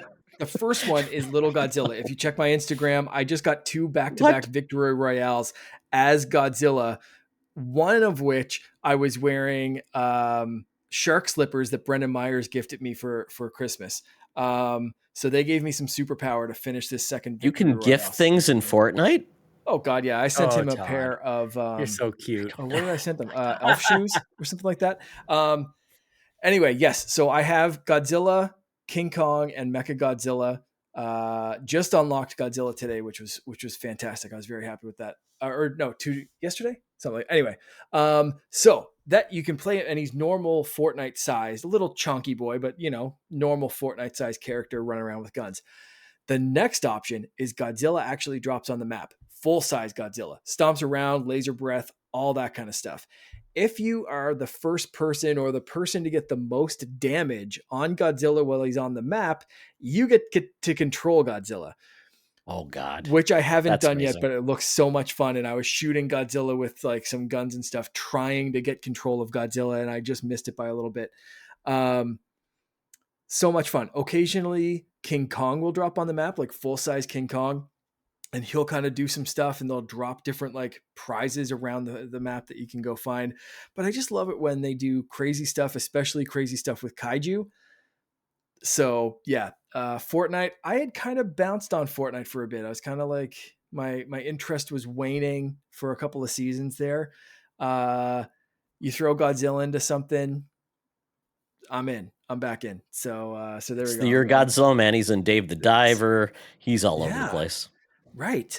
Yeah. So Godzilla, awesome. I have a few Godzilla figures around the house. My brother and I have been obsessed with Godzilla since we were kids. So, yeah. So that's definitely bringing me back to Fortnite.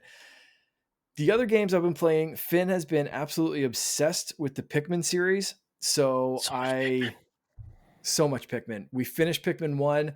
I finished Pikmin 2 as well just recently, and I had one more voucher left. I thought I was saving it for Donkey Kong. Apparently, I was mistaken because I really, really, really needed to get Pikmin 3. You didn't already own it? I owned it for Wii U. I didn't own it for because Switch. you So now I can't have access the your Wii U anymore. Oh wait, you can. It's still upstairs. It's still plugged in. It's functional. Like it's literally upstairs. And but I was just like, you know what? Screw it. I'll just get it and make him happy and own the entire series in one place, which I thought is really cool as well. So we're probably about 3/4, maybe halfway through Pikmin 3 at this point. It's been great. That game is so good. I forgot how good Pikmin 3 was. It is an incredible entry in the franchise. And having just recently played Pikmin 4 again, I don't know, there's something about Pikmin 3 that just is so good. Being able to send the 3 pilots in different locations, The way that they handle the onion and the Pikmin and everything in this game is so friggin' good. I kind of regret it waiting this long to get it back on Switch. So I'm very, very happy that I have the whole collection. The last game I've been playing more of, Wait. I said I would last time. How they handle the onion? I don't know what that means. Pikmin. Okay, if you've never played a Pikmin game before, yes, that sentence sounded insane. I mean, there's a ship that they come down. Is it called the Onion? That's the ship that the okay. You nailed it! Holy cow! Yeah, that was amazing. Fantastic, great guess. The ship that the Pikmin live in is the Onion. The ship that the human characters live in, there's several different ships, but the Pikmin reside in an onion. And in, of course they in do. the first couple of games, there were multiple onions, and then some of the Pikmin couldn't go in an onion, so you had to, and it was really hard to like grow more of those Pikmin, which was super frustrating in Pikmin 2. This one solved that by just any different color you get combines into one giant onion, swirling with all the different colors. So it doesn't matter if it's flying pink Pikmin, rock Pikmin, whatever. You can just it's all one centralized Pikmin ship. So it's really, really nice to grow your army collection, whatever you want to call it. So they're really, really well thought out and paced game and fun little mystery kind of thing. And it's genuinely funny at times too, which is great. So yeah, Pikmin 3. Again, yes, I was revisiting, trying to play more of Indiana Jones specifically for this conversation. I felt last time that we talked, I hadn't played quite enough of it to say this is on my game of the year list. I kind of had an inclination, but I wanted to get more time with it. Happy to say that I did, and we'll discuss that in a bit. So I'll stop talking now. Nice. What have you been playing? Oh, tease. Well, I am playing more Indiana Jones. I've been really clued in on that game, but because I just got the Quest 3S, I'm like, you can do Game Pass on the Quest. So I said, why don't I give it a try? And everything was going swimmingly until it's like, pair your controller. I'm like, okay, I'll pair my controller. It like took forever to do it. For some reason, it finally worked. I don't know what it was. It was like, it's blinking. I'm like, I'm doing it. It's not connected to my PC. And it finally worked. And I'm like, when I'm in, I'm like, this works pretty well. Of course, I'm right by my wireless node. But it turns into a, 85-inch screen. I don't know what size it is, but it is really good. It works really well. I was very happy with it, and the sound's great, and it works really well. So that is a cool option when you own Quest. Essentially, I know Microsoft has not jumped into VR, but they have kind of partnered. I would love it if they did something like PlayStation did, or with like Quest Link with Xbox on the Series X, use the power of Series X to go and, connect with the Quest wirelessly. That would be amazing. Kind of like you can do with PC, but they don't do it. But at least they let you do Game Pass, which is really cool. It's making me enjoy it. So there's games I could see, and I'm assuming if you want to play online with others, that the voice chat within Xbox will work. I don't know. Friends list and things like that, I'm not 100% sure. But it is a cool functionality, and I'm glad it's there because it once again adds value to Game Pass owners, adds value to Quest owners. So it's that symbiotic play wherever you want. And at this point, it's basically using just your controller. So it's making it a big screen mode. I don't know if they'll ever do anything more than that with the technology and just make it a more of a big screen experience. But I like it. It's well worth your time and effort, especially if your family's here and you want like a big screen mode and you're left off, is basically your little tiny monitor. I think it's a great experience. So Quest 3S, you just download the Game Pass app on your Quest, you log in, and it works pretty seamlessly. It's very cool. Were you playing mostly in the virtual environment, or did you have the pass-through floating window? It was the pass-through floating window. So I was doing such a cool thing. I love it. Because I was like sitting in front of my computer, and then there's the big screen right in front of me. I'm like, this is perfect. My wife's over there sitting on the couch. Yeah. I was just gonna say I had it. My wife was playing Zelda on Switch on the TV, so I set my like virtual screen next to the TV so I could still see what she was doing, and then had my Quest 3 screen just kind of floating next to it and could still see and interact with It's her. essentially it's essentially so you're cool. seeing your environment with a big screen, which is super nice Yeah. because you don't feel like you're in a like And you somebody's can going to sneak up adjust and the go, size of the I'm going to kill screen you. and- Yeah. It's playing very convenient. Fortnite, I had it way too much. I was swiveling my head to try to keep up with all the action. I was like, I gotta Might be a little shrink too this big. screen, man. It's a little, might be a little too big. but you're like, you see it and you're just like, I need it the size of my living room. It's such a cool feature. I think it's highly it's well underrated. worth it. So check it out. I think it's also compatible with Quest 2, so It is. You don't have to feel if you're left out. So I think it's great. And then lastly, Sean, you talk about games you own. If you're a PC gamer, you have so many games because you get them from Epic, you get them from Amazon, you get all these free games that are just there, and sometimes they're like amazing. It's like the Lego Star Wars collection on Amazon there or Epic, whatever. So I'm like, well, there's this cute little game called Atari Mania. What is this game? I don't know. It is adorable. Basically, I'll give you the premise. It says you play as the caretaker of the Atari Vault, a storehouse of classic Atari games. One night, a dead pixel appears, and soon enough, all heck breaks loose. And essentially, it's like all of the characters from Atari games are living in this museum. Like a millipede is a real person character, and he gets sucked into this void.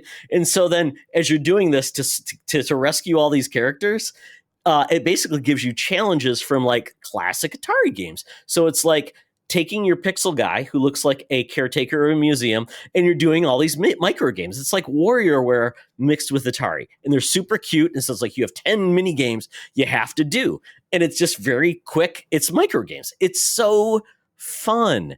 And they've just really embraced the fun of Atari, and it fits the aesthetic because it's very much like kind of 12-bit. I don't know. It's like that in that weird level between like Intellivision 2600 and like NES, but it's still using modern technology. It's super cute. I've really enjoyed the game.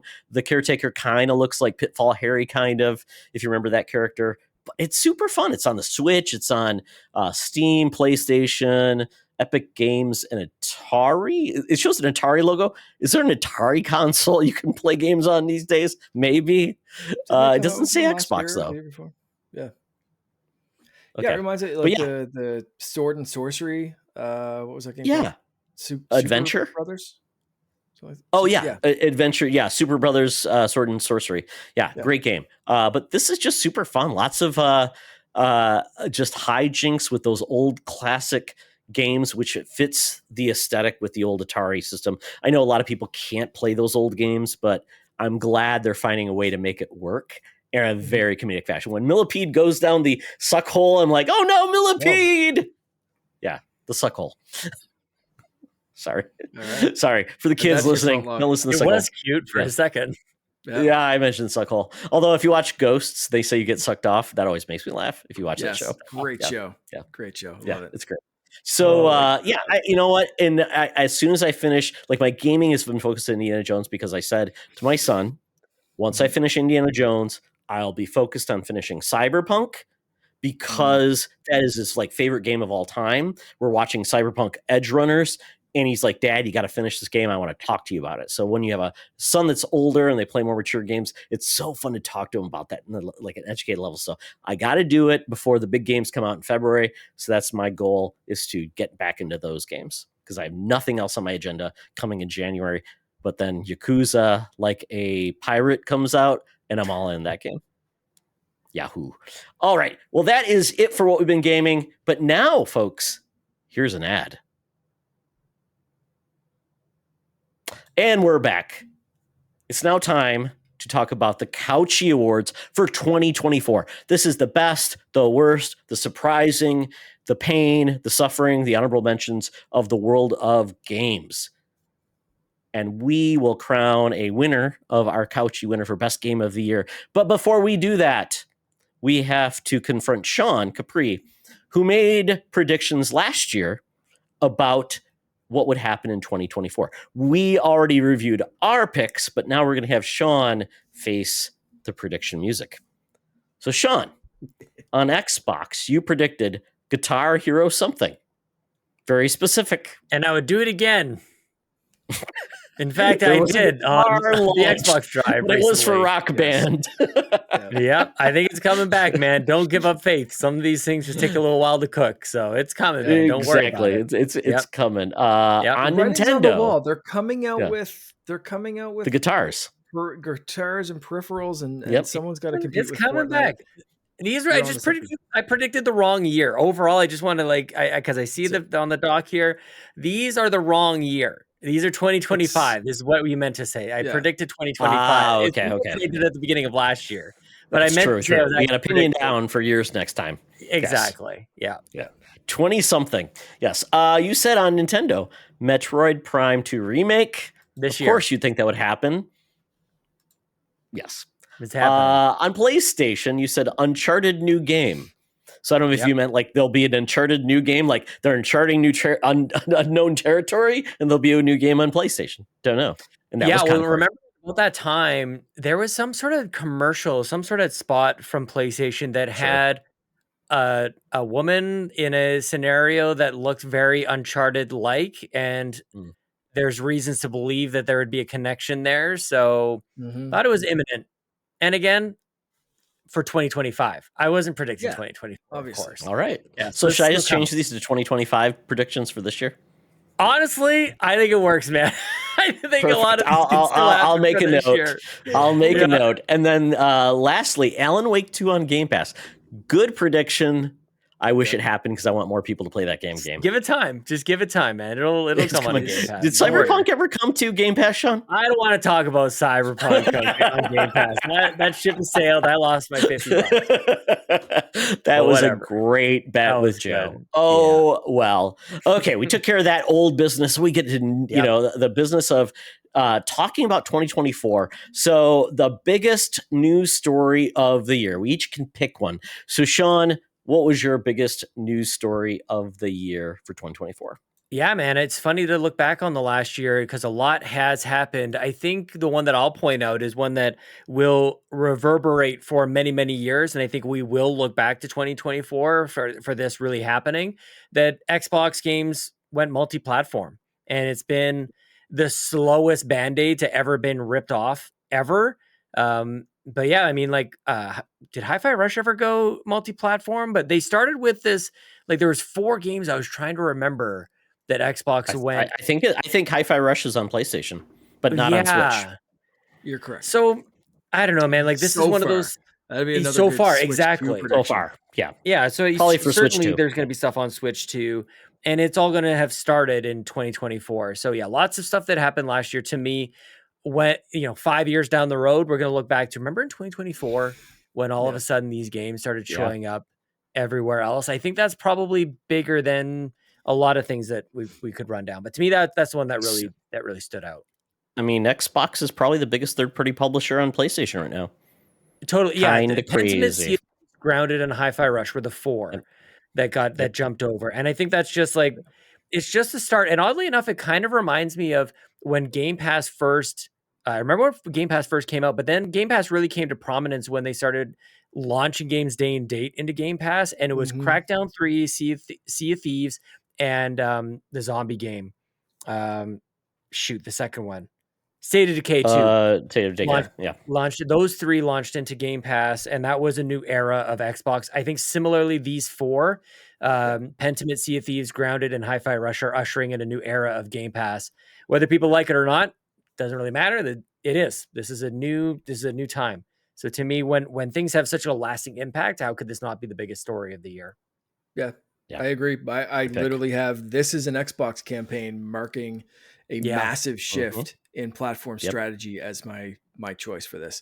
I did have an honorable mention because I figured someone else would mention that, and I wrote Concord's Epic Flop as my secondary pick, as just an example of highs and lows, I guess, of the game. I thought that was quite a big news story because it was epically canceled.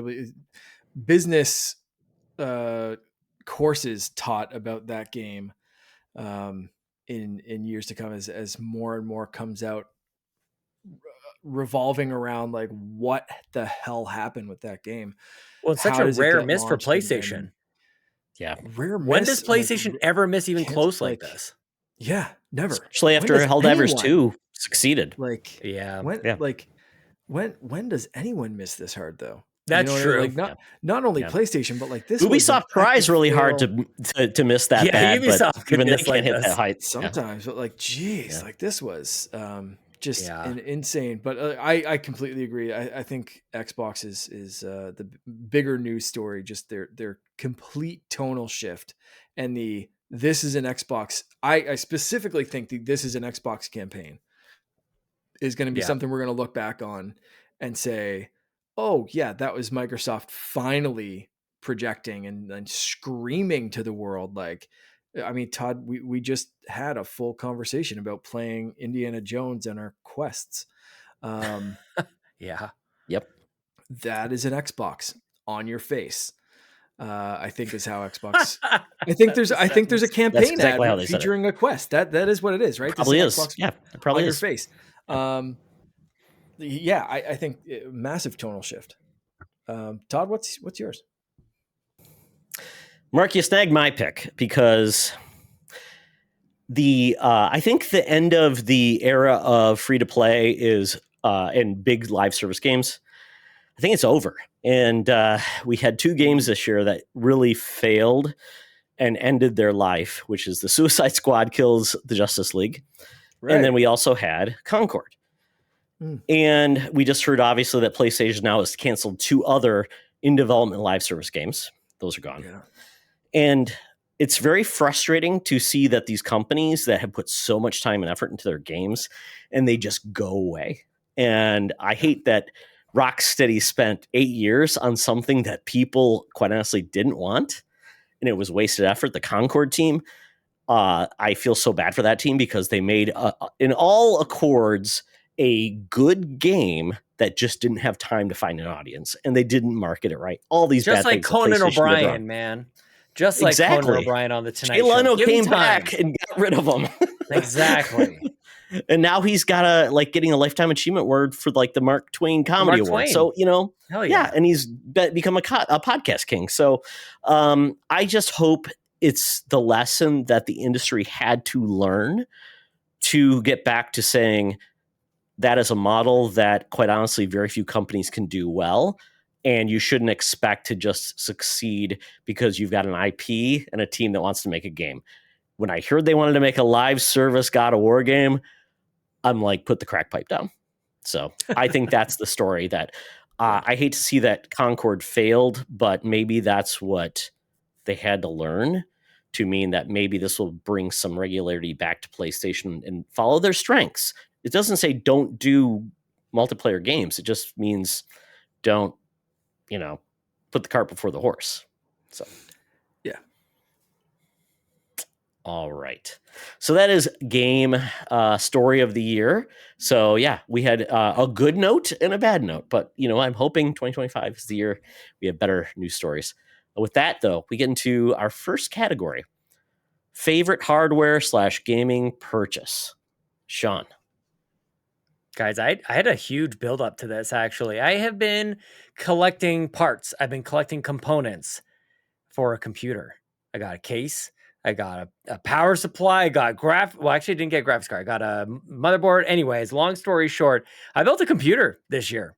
Built a big old glowy RGB, all these different fans and stuff going on here. And by far, like it's hard to really compete. This is something I'm going to have for hopefully many years to come. And I put it all together myself, man. So a nice little personal touch with it. I picked all the components and it looks good and it functions. And I love my new gaming PCs that I can play Half-Life 2 and Warcraft Remastered on this sucker. It pushes all these frames. Who cares? I'm playing stuff. All those high-end games from 20 years ago. That's right, man. Yeah, because I always wanted to be able to play those games better than I was playing them, but here we are. So, yeah, by far. Yeah, man, definitely. In 2023 or 2022, built my son's computer, which is now at college. 2023 built my computer. And then in 2024, I built a friend's computer who had been out of PC gaming for like 25 years. Oh, that's And awesome. 4 months later, he already wants to change out his 4080 for a 5090, Sean. There it That's is. the problem with PC One of us. gaming. It becomes That's the right. FOMO. Oh my Mhm. God, I need 10 more extra frames. Well, and that's Don't why do I it. skipped the GPU on this build. I just brought over. I have a 3080 from my last computer, so that's what's in Yep. here now. But I'm Yeah. ready for these. I'm ready for this next Oh. series. So Yeah. Wait to 2 generations. Then yeah, it's worth you your don't do money. it every time. Yeah, I go from and odd numbers for whatever seem better to me. 30 to 50, I'm Absolutely. good with that. Yeah. I did 20 to 40. So yeah, Oh, did I you? love Yeah. it. Yeah. Yeah. Absolutely. Mark, what's your Yeah. favorite purchase of the year? I'm going way in the opposite direction. And if anyone listens to this show on a regular basis, they know what I'm going to say. It's this sucker right here. Ambernick RG35XX SP. This is just like my favorite little gaming device. Why didn't the Switch go with that name? Yeah, right. Switch Dumbest name I've ever heard. 353P. Dumbest naming convention, but I love this thing, and I put so many hours into this thing this year. Some of which are logged thanks to this thing having retro achievements. So if you have a retro achievement Nice. account and one of these, you can sync that. It only works when you're on Wi-Fi, so it only records like, you put in this many hours in this many games and you got this many achievements and blah, blah, blah. But it doesn't count when I'm like out in the country somewhere or in the car or playing it wherever. So the time on retro achievements was more than a lot of my games this year. I put so much time into this thing, and that's literally just the games that I played sitting at home connected to Wi-Fi, not including I take this thing everywhere because it's so pocketable. Like I take it in the car. If I have a 5-minute wait, the other day I was waiting for my wife to run in somewhere. I was playing Sonic Advance. Like there are just so many times that I just like whip something out really quickly, close it suspends the game. It's great. I love it. So that is definitely my favorite gaming purchase of the year, and it was like $60. Mark's whipping things out. Hey, be careful if you're out in parts unknown Canada. You might see Mark with this thing out. Yes. Yeah. So for me, I would say the coolest hardware I got this year was the Quest 3S. I got burned by the Quest 1. My son now has it as his dorm because I'm like, they killed the support on that Quest 1 so quick. But after playing with, so don't do entendres, my buddy Sean Nias's Quest 3, and then also using PlayStation VR 2, I'm like, man, I really want to get back into VR. And I also want to finally play Half-Life Alyx. So the Quest will let me do that with VR Link. And I'm so excited to get into this. I've got some free games. I want to play the Batman game. So very excited. Been playing with it a little bit, but I'm going to play with the Quest a lot more because I'm going to get the actual like inserts because I don't want to play VR with glasses. So I'm going to get the inserts. Right. That is my like number one need. So that's my hardware purchase, but my gaming purchase of the year was definitely the Retro Realms collection. So this was the Halloween and Evil Dead. Basically 16-bit games they made. The collection I got looks like an old VHS tape with Michael Myers. It came with a plush Michael Myers. I know Donnie Reese is big into that. I think we even talked about it when he was on the show last time. So I love it. It's great. I love these video game collections from like limited run games. I just love those. I've got a really cool collection on I forget what the last one I got was. It was really cool though. I really like what they do. The last one I got, the collection I got was the Capcom versus Marvel collection on Switch. Oh yeah. And it came with like a little mini comic. I love that too. So I love these little collections that just really make it feel special to celebrate what you've been gaming. So that's mine. That Retro Realms thing is so sweet. And it's a great game. Nice. Awesome. Okay. Old game you finally played / beat in 2024. Sean? Oh, I'll start. Yeah, I was actually just going to look like what year did this game come out? Because I do know that it's old. This is in 2017. Snap. This is does that count as old to you guys? Is that good enough? I mean, 2017. is it last gen? That's last gen, right? Yeah, last Well, gen. depends. Yeah, it's PS4, but also Nintendo Switch. So I guess there's Sure. that. The game is Hollow Knight. Hollow Knight is one of those. I think there's a really interesting conversation to be had about like the indie games that came out between 2010 and 2019, like the Ori and the Blind Forest and the Shovel Knights and those Shovel kinds Knights, of things. yep. There's a good list of 10 to 20, just what I think are like S tier, either side scrollers. Guacamelee, one of my favorites. 100%. Yes, there's so many just came to prominence, and Mark would say Shantae. Shantae. yeah, you love Shantae. Shantae. Damn straight. You love the Shantae's Shantae. great. Yeah, man. Like Ori and the Blind Forest, and there's a bunch of them there. I'm trying to. Celeste, I think, is in there as well. And I had never Celeste is played a Hollow Knight. masterpiece. SteamWorld Dig, and I'm not sure if this is too early, but like Spelunky, I think, is up in there as well. Just S tier indie games, that have a lot of prominence and a lot of people love. As Todd went to go run to what did you get there, Todd? Speaking about collections, oh, the Shantae. Best Buy made a Shantae plush. You can't see it. They made a Shantae plush that came with the game code for the game, and so I own a Shantae plush. That's pretty sweet. From Best Buy. So they may even still have them at your local Best Buy. Check it out. Well, I thought I was playing Hollow Knight to time it in, like for the release of the sequel to be coming out here, but that's still yet to come. Yeah, Silk Song. Apparently, it's still coming into Game Pass, which is we got an update on that really? Today or yesterday. It was what they said. 12 months. At 12 months, within 12 months of our showcase, it will be there. So maybe maybe their Game Pass, their contract expired, and so it no longer will come to Game Pass. Hopefully, Game Pass is still around for it. This was a very gratifying experience for me. I love doing this, like just kind of, and I love this category for this reason. Just going back and like, what did you miss? What are games that people really were talking about that for whatever reason you just skip past? And this was the right year for me to do this. It was very challenging. This was a much deeper game than I originally had given it credit for, and I love that it's in the collection of games I've completed. Very, very challenging end boss as well. And when it was done, this is one of those things like, where I know that I really like the game is when I'm objectively done it, as far as like I've rolled credits on it, but there's still technically more that I could do, and I still want to do it. Like I really struggled with like kind of closing that game down to move on to the next one, because that's just kind of how I play games. Like I do feel like I need to just move on to the next one.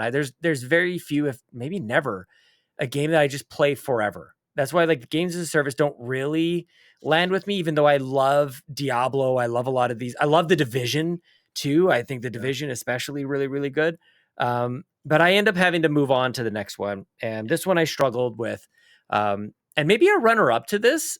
Technically, I rolled credits in this in late December 2024. I got up to 500 moons in January, just earlier this year, which was Super Mario Odyssey for the first time, which might surprise a lot of people. So good. I spent the whole generation of Switch not getting past really the first 2 or 3 kingdoms in Mario Odyssey. I kept falling off of it, man. I know, but I kept so good. I didn't think it was that good. I kept going like, I like it. I like the way it feels. And for whatever reason, it just never really stuck. So a quick runner up to Hollow Knight for sure would be Mario Odyssey. And again, it's regrettable that it didn't really click before, but it clicked this time.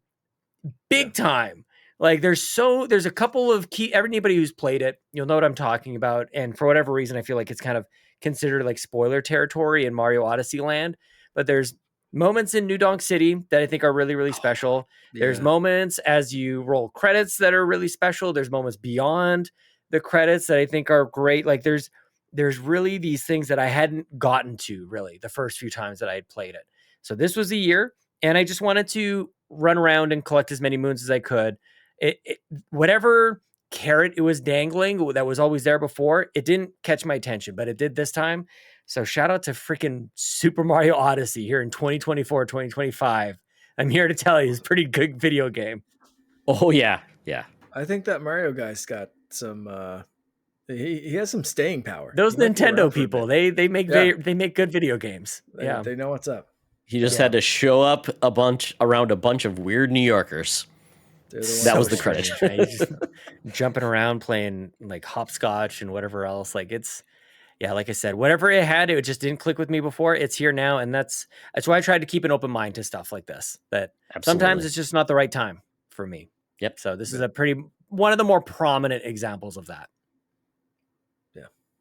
Nice. Yeah. Mark? For me, I just mentioned them, Pikmin 1 and 2. These games as a bundle on Switch were released in 2023. I kind of I've always liked the series since GameCube, but saw this collection and was just kind of like, yeah, whatever. I'll maybe pick it up at some point, not in a rush.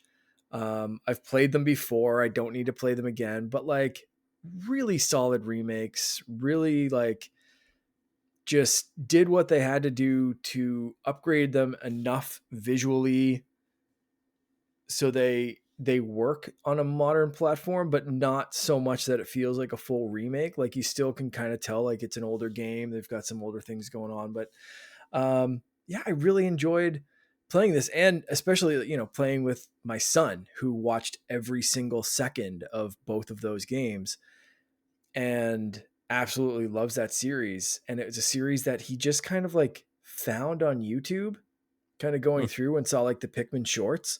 So it wasn't even something he was kind of familiar from Amiibo and stuff, just being around the house, but nothing that I shoved in his face of look at this, it's a great series. So he kind of spotted that and was just like, I've seen these characters before. Can you tell me more about this? And it's like, dude, there's 4-5 games really. We even played the 3DS game this year. Hey, Pikmin, nice. Yeah. Yeah. So yeah, Pikmin 1 and 2 for sure. And Hey Pikmin, I guess, honorable mention there. Nice. Wow. I think that's the first time I've heard an honorable mention for Hey Pikmin. Yeah. Moving on. Let's see. For me, this is a weird one because it's not an old game, but it's a game that I felt like I was so late to the conversation that I'm like, let's go. And that is Balatro. I didn't mesh with that game at all on consoles, but once it was announced for mobile, I said, okay, let's go. And I bought it on Android. And that game is amazing. My son is ridiculous. He bought it on mobile and he also bought it on PC. So he could cheat and mod the damn game so he can get 1 billion multipliers. It's just ridiculous. That's what my son does. He breaks games and that's his thing. Totally appreciate it. But yeah, Balatro, I'm not good at it, but I see the fun and the viral nature of it that I'm all in on Balatro when I've got toilet time. So there you go. Can I call absolute bullshit on that as a pick? Agreed. Sure. Yeah, old game. That game is it old? Because it didn't come out in 2023. Did it come out in 2023? No, it was last year. It was all over the Game Awards. Okay, well then I take it back. Then I don't know. In 2024, I finally played the game that came out in 2024. No, I do feel like that game is gonna, but you know what I mean? When you say Sean Balatro, I felt that game came out in 1 billion years ago, and I'm the last one on the train. So I don't know. Maybe that's the thing. I'm just the FOMO game that finally won me over. How about that? Is that a new category? Oh, that's a good category. Happy? That's Animal Well for me. I'll let you get away with that one. How about this? Cyberpunk, Liberty City. So that's a way better pick. Okay. Well, no, I kind of was going to do both, but so that's the game when I was trying to get back, because I was originally going to play Cyberpunk back in the day on my PC. My gaming laptop died, so I couldn't play it because I couldn't justify getting a new PC. So back in 2023, I'm going to get back to Cyberpunk. Well, I heard there's a release coming out, so I held off until 2024 to finally get into Cyberpunk, and I stumbled upon what I shouldn't have, which was I started the DLC in the middle of my play of Cyberpunk, because you can do that. So you can start playing Liberty City, which I did not intend to do. And I think I talked about this with Mark. And I love that DLC so much, that expansion. I've loved Witcher's expansions, and I see how well they do expansions. And it's so cool because it feels like a Escape from New York movie scenario within Cyberpunk. I love the fact that they can just create these cool scenarios in Cyberpunk. I absolutely love it to pieces. I talked with my son. It's been a great conversation piece. And I will finish Cyberpunk and Liberty City in 2025, but it's such a big game. There's so much to do. And I've had to restart so many times because we had saves, because my son was playing on my save. He deleted all my saves. Don't let your kids mess with your saves, Sean. Don't let Link mess with your computer. Give him his own accounts. Don't let him play on yours. Hijinks will happen, and you'll get very upset. I am so happy that Pikmin has a go back days function, Pikmin 3 specifically. Finn lost like 86 Pikmin. You're allowed having 100 on the field. And I go down and I'm like starting up the game. I'm like, buddy, did you play this without me? And like he was being super sheepish about it. And finally he was like, yeah. I was like, did you get in some trouble? Yeah. It's like, okay, we're gonna restart. Like it was, I think I went back 2 days, but it's very easy. It's just like, do you sure you want to do this in override? I was like, yeah, give me those Pikmin back. I would just beat the thing. But he was just like, yeah, I guess I lost like most of my Pikmin. It's like, Jesus. All right, cool. Great feature. There was an Xbox game. What was that Xbox game? It was on Xbox One with a girl with a robot friends. Recore. My son played my save, and I couldn't get back to where I was at, so I was so upset. That's why I never finished that game. That game's so good. I know. I've heard that the remaster is great, so yes, I would love to give it another good. try. Maybe that's my game. I'll give another try in 2025. I want to say that was made by the same people, or maybe the same lead as Metroid Prime, the Metroid Prime games. Yeah, dude, like that. There's good games on Xbox, and like people don't even know how to celebrate. No, these I games, don't disagree. It's just when your kid takes away all your progress, and like, am I going to really restart it again? Dang. So yeah, he left me at a spot that I just couldn't get out of. So yeah, bad kids. Thankfully, still alive. Yeah. Golly. Oh well. Let's get into most disappointing game. This is our Hot Trash in the Summer Award, named after Bobby Pauls. We've always gone back to that phrase.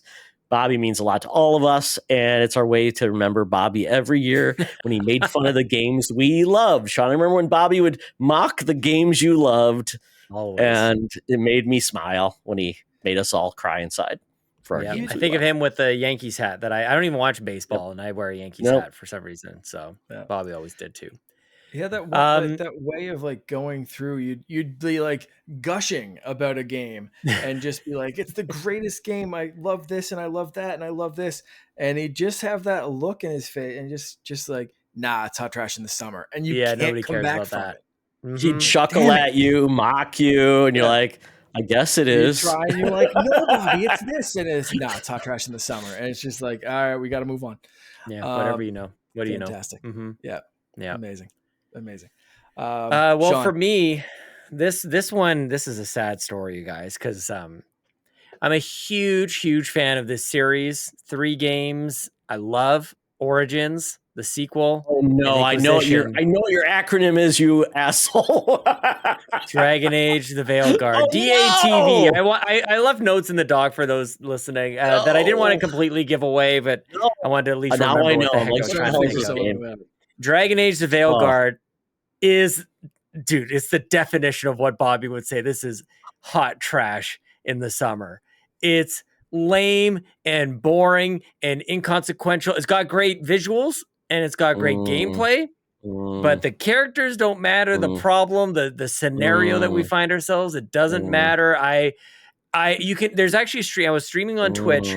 I was playing it. I was so excited about this game. You're not agreeing with me, or are you with me? Just like, I can't believe that. No, not at all. You don't agree with me? This game again. Explode.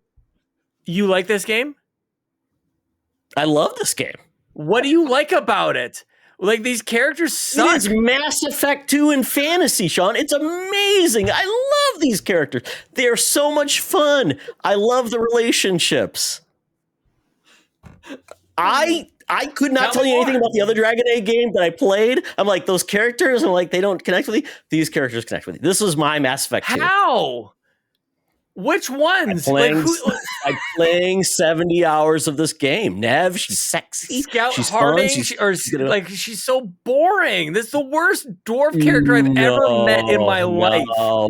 Balara, she's your geeky geeky elf. She knows what's going on. She's got to redeem. She's got to save herself from her brother, who's evil. Come on. Oh, she's so lame. Are you kidding? Oh my God. Now I Ugh. know how I felt when that game that you liked, that JRPG game. I'm like, what are you even talking about, Sean? Which was that game that you liked? Tales so of much? Arise is a great game. Go There you play go. that instead. Oh. Tales of Arise is The fascinating. most JRPG boring dialogue in the world. Now we're sitting our crew and okay. Moving Anyway, so my most disappointing game of the year was Dragon Age: The Veilguard, and that game is boring and sucks, and the you dialogue hurt is my terrible. soul. I'm sorry, dude. It hurt. You channeled Bobby. Listen. I don't mean to be hurting you. It hurt me. Okay. Oh. I was alluding to this. I was streaming it on Twitch, and I'm like stoked about. I'm like, oh, there's Varric. I love Varric, and there's all this stuff. I'm trying to like bring the community along. I'm like, guys, you don't understand. Like in Inquisition, this happened, and then like this is a callback to the second one, and then this chick shows up, and she's from the very first one. I'm all in. Like this is great. And then you kind of go off on your adventures. I'm like, you can literally watch it happen while I'm streaming. I'm like, I think this game might not be good.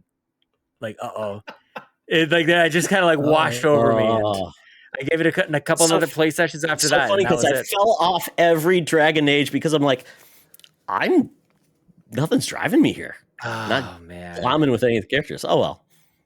Nothing like the blight of the first one. You know what I mean? Oh, you guys, the end of the world. What is this? They got like these elf gods that are like trapped in a prison. Who cares?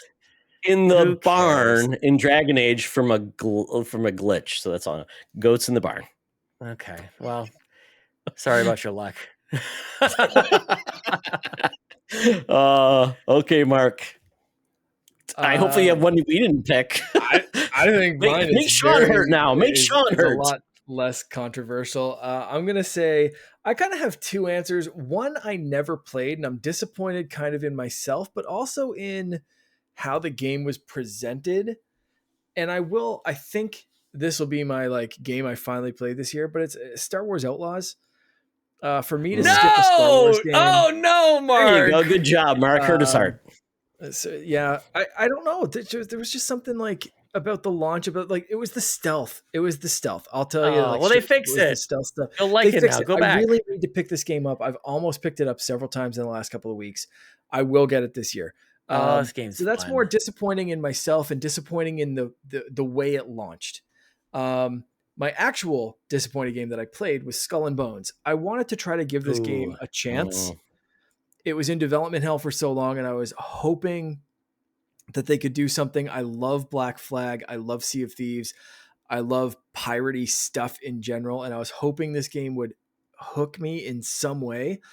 And I gave it a few chances, and it just didn't. And we've talked about this before, of like the DLC leaning more into like fantasy elements and this kind of stuff, and like different things that they have planned for this game. And I think if they launched it with that rather than like kind of a boring-esque pirate sim, and they went a little bit more like, hey, there's dragons in the ocean and there's crazy shit going on, and made it a little bit more exciting, I think there's could be something here. But I don't know, man. I kind of bounced off Skull and Bones pretty quick.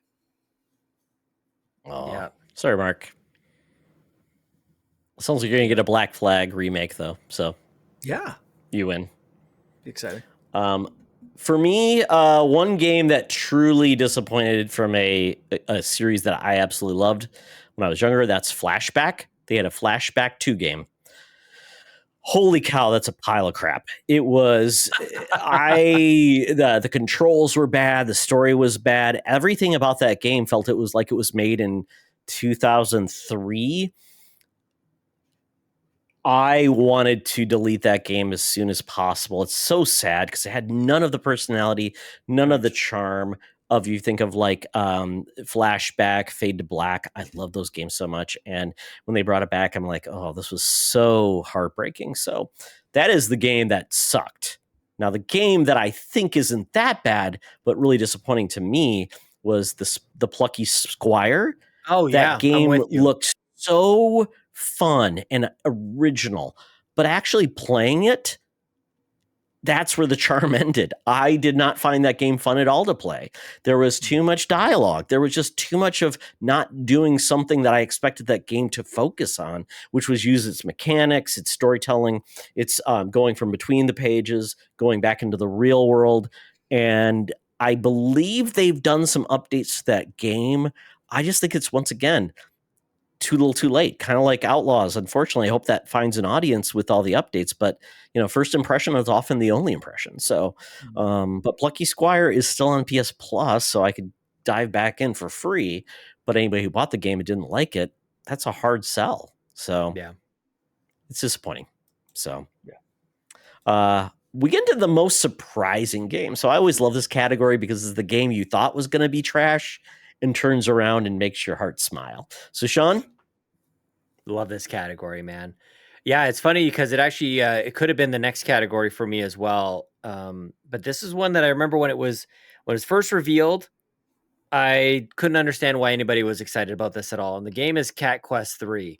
Didn't understand why people were getting excited about. I love those games. I didn't know anything about them. I didn't even know there was a Cat Quest 1 or 2. I'd, like, all of a sudden we're at the third one. Like, I didn't understand this.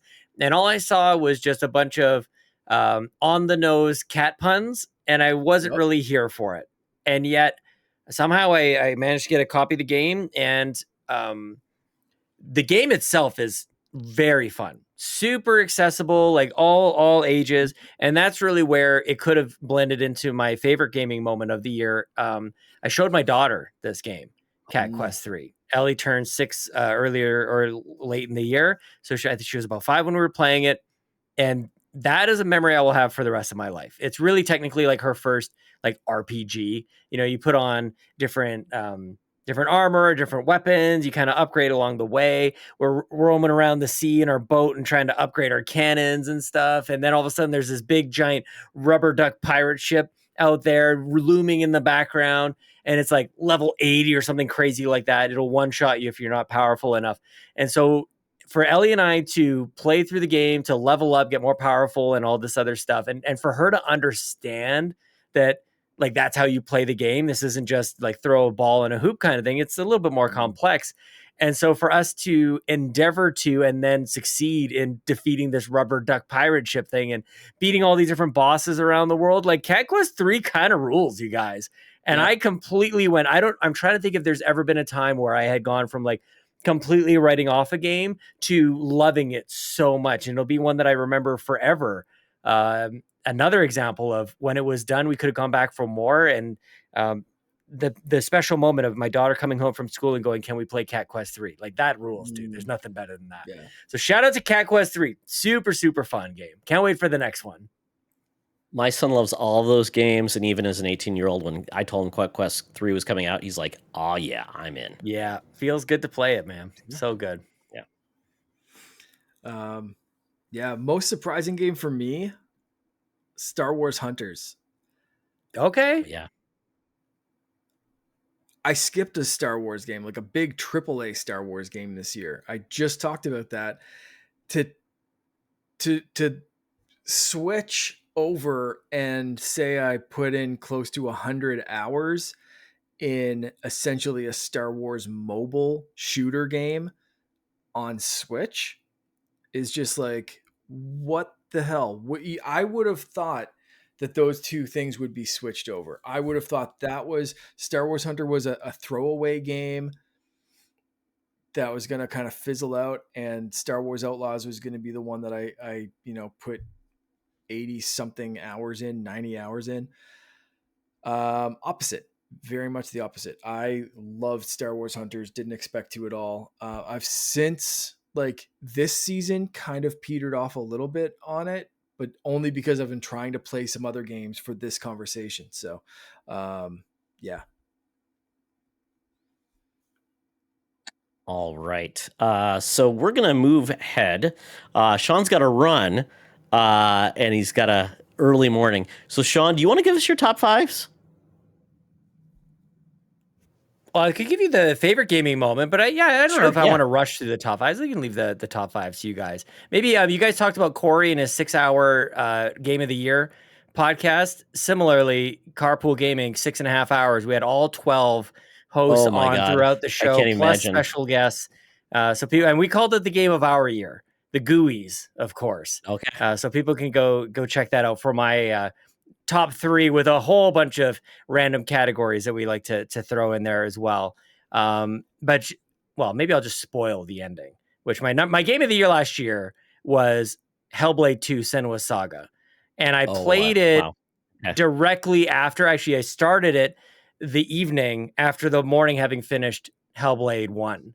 So I played it as one full experience, and there's just totally every inch of it resonated with me. Senua is a protagonist, her strife and her journey in the first one, rolling right into the second one. Just an absolutely astounding experience, a blockbuster to every extent of the word, and completely overlooked, I think, in a lot of ways last year, unfortunately. A lot of themes that really resonated with me in terms of like overcoming doubt, self-doubt. And even though, Senua had accomplished and overcome things in her past, still there was something kind of like holding her back. So I really love that game at a deep level. And I know there's a lot of comments out there about whether or not it's great or not. For me, it was a very special game that I kind of like would like to go back and play at a certain point in time. And I want to mostly just like spotlight it here because people really overlooked it. They probably formed an opinion about it without really playing it, and it's not an entirely long experience, which was a lot of criticism against it. But I felt like it was such a heavy load that you didn't want it to be 15 hours. It would be too damaging to your psyche and to your emotions. It's like, Absolutely. enough is enough, but it, in all the good ways, it was really, very, very special game that people should not overlook. They should just give it a shot. You might be surprised. Maybe it'll be your most surprising game that you play, an old game in another year. Maybe it captures a couple of these categories for you guys. Yeah. So, absolutely. Yeah, that was my number one game of the year for sure. Fantastic, Sean. Well, we appreciate you sticking with us. This has been a long one, and Mark and I will jog on through the rest of the categories. But Sean, thank you so much for joining us, and tell people where they can find you. Hopefully we don't have to wait another year to talk to you. Yes, please. Yeah. You can find me and everything that we do over at carpoolgaming.com is the shortest way to say it. We're live at youtube.com/carpoolgaming and twitch.tv/carpoolgaminglive. Pretty often. We do all of our podcasts. We have a podcast for Xbox, Nintendo, and PlayStation called the Nintendo Drive, PlayStation Drive, and Xbox Drive. We even have a show about RPGs, which has kind of been the big surprise for us over at Carpool Gaming. I'm not on it myself, but Ryan and Garrett do a wonderful job of that. Turns out RPGs are a very popular genre, and there's a lot of conversation that can be done surrounding that. So, if anybody's listening to this and they like, we've got a great community, very welcoming, very supportive. And if you want to discover new games, it's a great way to go ahead and do that. So Carpool Gaming, I'm on Blue Sky mostly at Sean Capri, of course. Sean like Connery, Capri like the pants. And I mean, honestly, people should search for like the 3 of our names on podcasts and just see what pops up. Because we've done stuff together for, going on probably just about 10 years at this point. Long time. Since before Mark and I had kids. Mark and I both on that podcast back in the day. You go way, way back. So I appreciate you guys having me on and allowing me to escape before you guys go into more top 5s and all the different categories. Oh my goodness. For this epic episode that I'm glad you won't together. be mocking me further, Sean. Oh, I'll be in the comments. I'll be in the comments. I will be back. You. Yeah, I'll be the ghost of Sean Capri much. will haunt this episode shortly after it goes live. But you guys rule. I love the show. I love what you guys are doing. I hope everybody's been enjoying this episode. But thanks for having me on. And enjoy the rest of the show. So for my surprise game of 2024 was something that I can never say that I would put much time into, and that's a sports game. College football 2024. It's the first time college football has had a game in, I think, 12 years.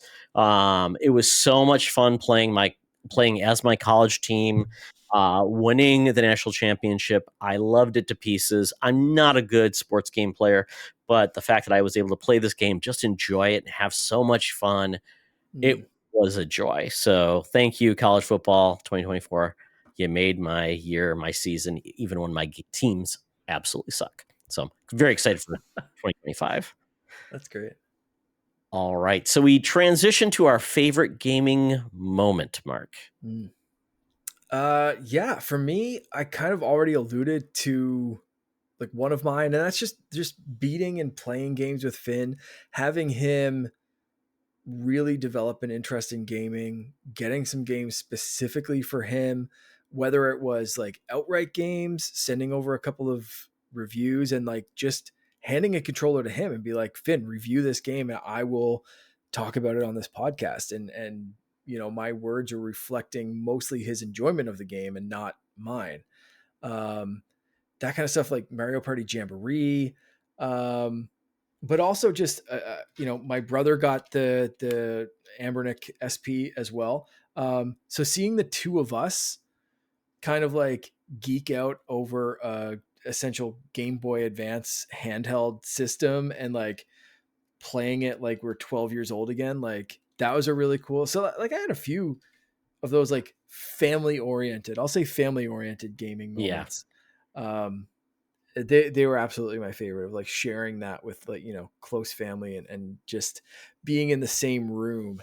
Not that I don't enjoy playing online with people and the interactions that we have through the podcast Discord, or just like generally playing online with people, but like, those kind of things I find are super rare, to be like super excited about stuff. And it's, either a 4-year-old or making my brother and I feel like we're kids again. It was a really cool year for that stuff.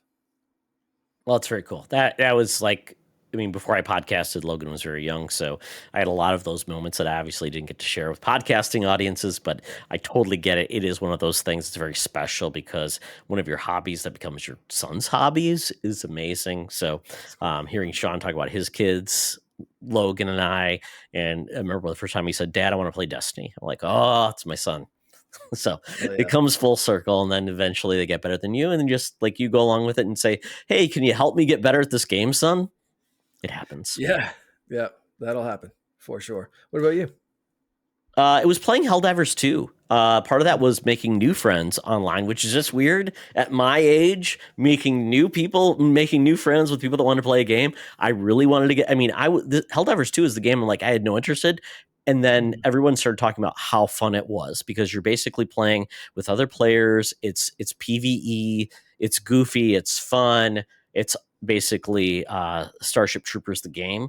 And then when I found other people that were really good and they just wanted to Sherpa you, it became like the community really was having fun with this game. And then Logan wanted to play, and then he got really good at it, and I played with him online, and just other people. Matt Keel was playing too. So it just became a great game to jump into and have fun. And you didn't have to worry about the gear you had. It was just a great time. So it took me back to my Destiny days, where I was like, oh, this is actually a ton of fun, and I don't have to worry about being good. I've got good people around me. We just having a good time being goofy. And every once in a while, I'd touch the nuclear warhead on the ground, and I'd explode and kill my teammates, or the ship's taking off and it gets hit by a bug or something and it explodes. So it's just those moments that are just, just spontaneous gameplay, which is a lot of fun. So Helldivers 2, it is a great game to play with people. Highly recommend it. So, Mark, we're at the end of the Couchies, the very important award where very prestigious people come up on stage, announce all the recipients, and then somebody, hopefully worthy, gets to receive our award, the Couchy, for the best game of the year. So we'll start with honorable mention, Mark. What is your honorable mention? I have a couple of honorable mentions, because I know we rarely have games that are We're going to need something. over.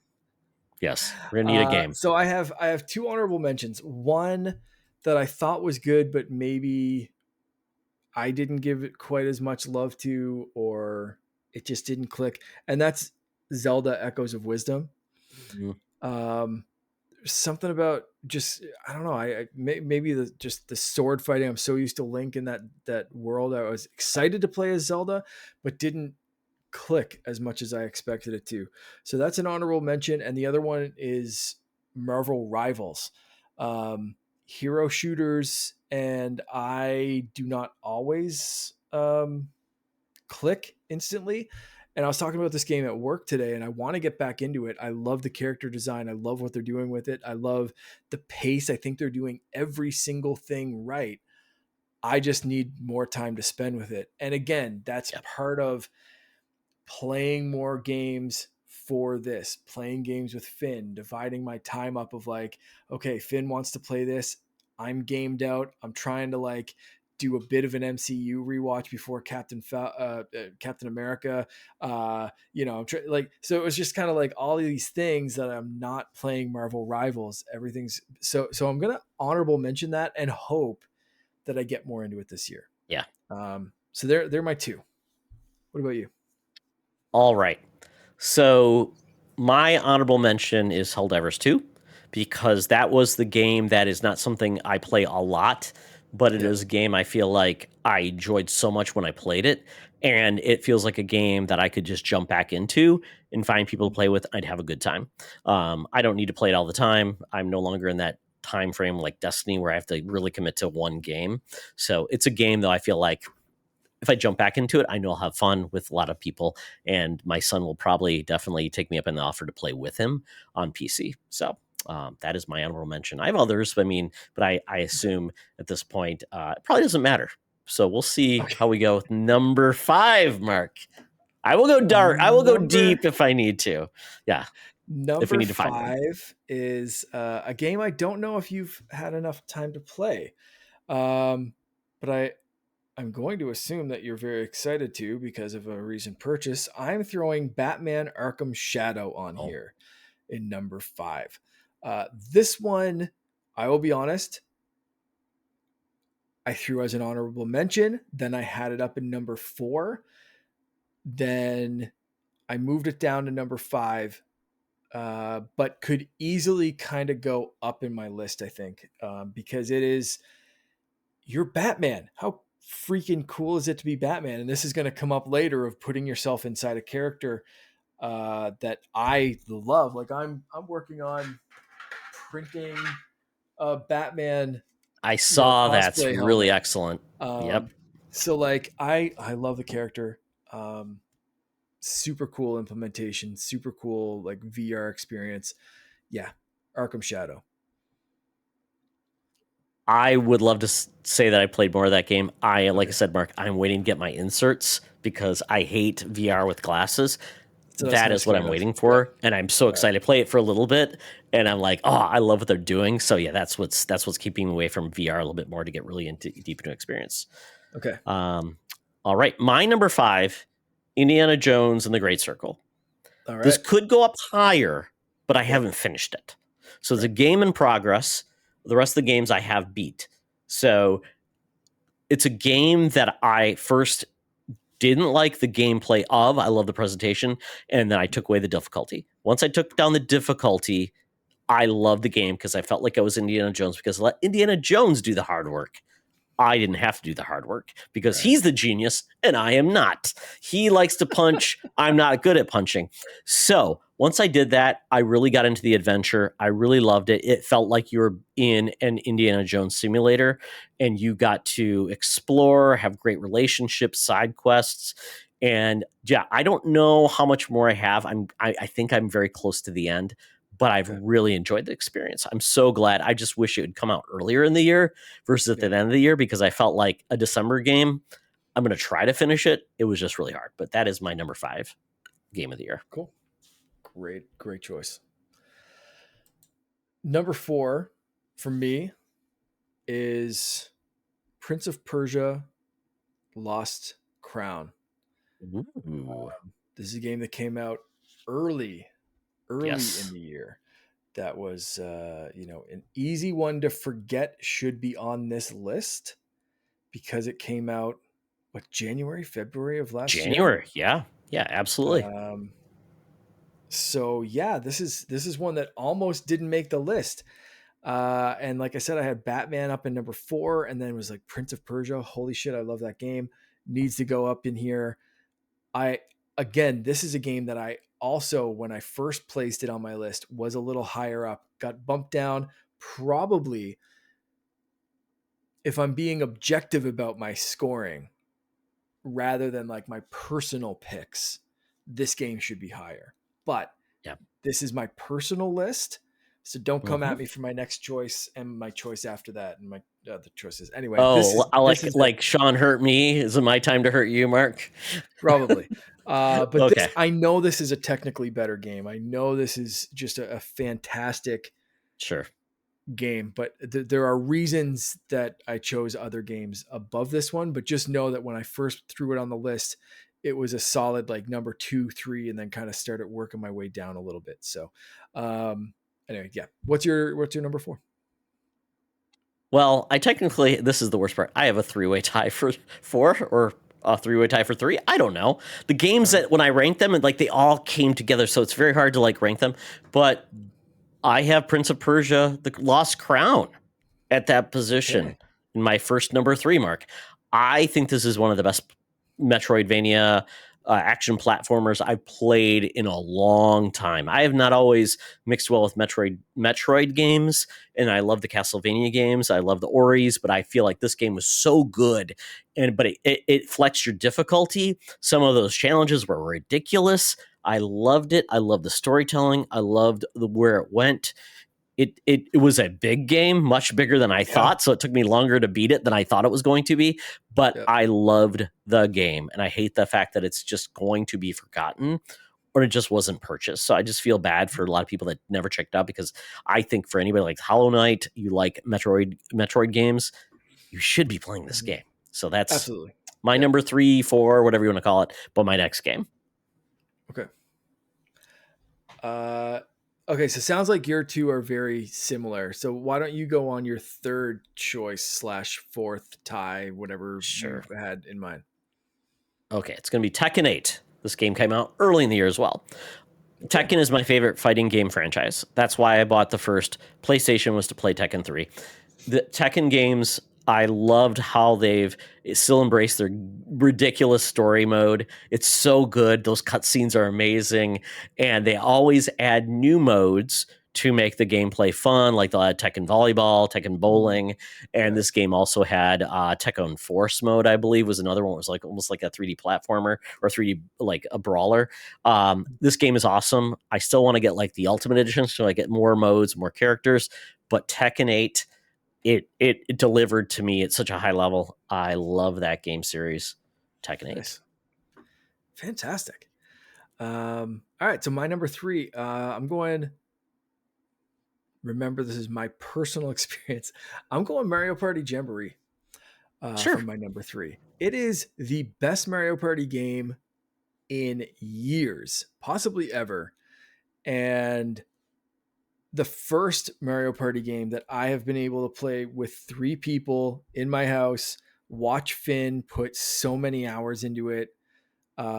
He absolutely loves all the different modes. We were doing the flying thing. You got to stand up and flap your arms. He absolutely loves the Bowser imposter mode, giant Bowser on the screen, and everyone's trying to fight him at once. The mini games are amazing. There's so much beyond the boards, and they're fun too. So like just all around amazing Mario Party game. For Mario Party, for me to crack the top 3, it has to be because of the time I've spent with the family. Like I said, I know Prince of Persia is a technically like better scoring game, I think, for like if I'm scoring it kind of thing, but like my enjoyment level watching Finn play jumps this one up to number 3. These are our favorite games of the year. These are not the best games of the year. And I think that's very important, Yes, that's because exactly what I was trying to say. I And you just said think, it very eloquently. yeah, this isn't like the Oscars technically, and no, it's the games that just resonated with you and made you happy. Yeah. So others will disagree, and I've heard so many good things about the new Mario Party game. It seems like it's just depressing that it took that many entrants and the different versions to finally get to one. It's like, oh, we're not going to do the weird, dumb things that annoyed people, and just going to make you enjoy the game. You know, the non-random, like you didn't hit enough blue spot spaces, so you lose. I also think it was a surprising game for me Okay. because I really thought end of Switch life cycle, they start to do weird things. This is usually the time when they do a throwaway gimmick game, Yeah. especially in the Mario Party series. I thought when I first saw the trailer for this one, I was like, this is the throwaway game. This is the game where they have a stupid gimmick that you eventually hate playing. And then I started seeing review scores come out for this, and it's like, oh, shoot, I need to check this out. Like this was a skip for me. So this may have been back up where we talked about the biggest surprise. Like this might have been one Yeah, of those. If not, maybe I should have answered that. But anyway, yeah, that's my number 3. that's great to hear. Yeah. So my third number 3, that's the worst part because I have mine is Banisher's Ghosts of New Eden. This is a game from Oh yeah. Don't Nod, I believe. This is a game where I loved where they've progressed from making more like just only narrative, more relationship, choose a storyline game. Vampire was their first game that they introduced basically real-time combat, and they mixed in a great story. I feel like Banishers is a whole different level where they created this awesome game set in essentially, call it medieval Ireland, and it's full of mysticism, and you've got these people called Banishers, and essentially they come in and get rid of ghosts and mythical creatures that have haunted the regular folks, kind of like a Witcher almost. And you've got this couple that they're married, and they come in, and your wife, who is basically better at you than at being a banisher, ends up dying, but she doesn't get sucked away. And there's this relationship because the undead are not supposed to stay in this realm, and that's like a constant conflict between you and your spouse because she never wanted to stick around, but you can't let her go. But along the way, she's your companion, and she ended up getting part of the combat as kind of like a secondary attack as well. And there's all these missions with all of these different people and all of the ghosts that are haunting them from bad decisions, poor relationships. And then there's this overarching story of like who killed your wife and why she's doing it. It's a beautiful story, and you can go on so many different missions and basically solve these people's ghosts or skeletons in their closet in a lot of ways. Wonderful game. Combat is much better than Vampire. It's still pretty basic, but very satisfying. One of my favorite experiences of the year. I'm so glad every year I seem to get a game that surprises me in a new IP, and I'm just so happy that this was the game. So Banishers, Ghosts of New Eden. Check it out. I think it's probably pretty cheap. Excellent. Okay, so I have number 2 and number 1. So how many more do you have now? I have 2 left. Oh, okay, awesome. Okay, I'm gonna jump on my number 2, and I think that's gonna give away my number 1 choice.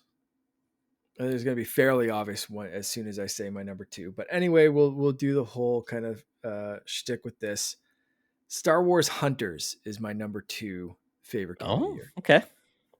Again, I was utterly shocked when a mobile developer on Switch and mobile releases. I know there's a PC port coming out. I'm hoping they do the other consoles this year.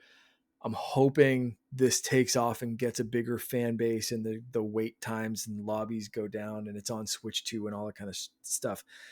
But for what they did with this game, I was utterly, utterly shocked, and put in, like I said, 80 something, close to 90 hours in with this game. Nice. Like a ridiculous amount of time for what this was and what I expected from it. So Star Wars Hunters, number 2. Hard to believe it's not on consoles yet. Yeah, crazy. So weird. After Sean has said his part about this game, I'm going to redeem this game. Dragon Age Veilguard. Once again, I have tried the other Dragon Age games. They never stuck with me. I felt like they were very grindy. I felt like I wasn't developing great story. I wasn't encountering great storylines, great interactions. Felt like that was less of the focus than more of the combat and grinding, like a regular RPG. And those games are definitely felt like more like computer RPGs.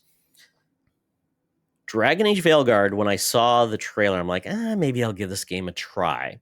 BioWare's been hit or miss, as we know. Mass Effect is one of my favorite franchises, worlds of all time. And after Andromeda, I've kind of like, are they back? And this game has taken forever to come out. This game delivered for me. It delivered like Mass Effect 2 delivered for me. Mhm. It's very much Yeah. about something bad happens, then basically assembling a crew, and then you have loyalty missions. And along the way, you can create your own character named Rook. You can change him into a male, a female, do everything you want, make it an elf, make it a human, whatever you want to do.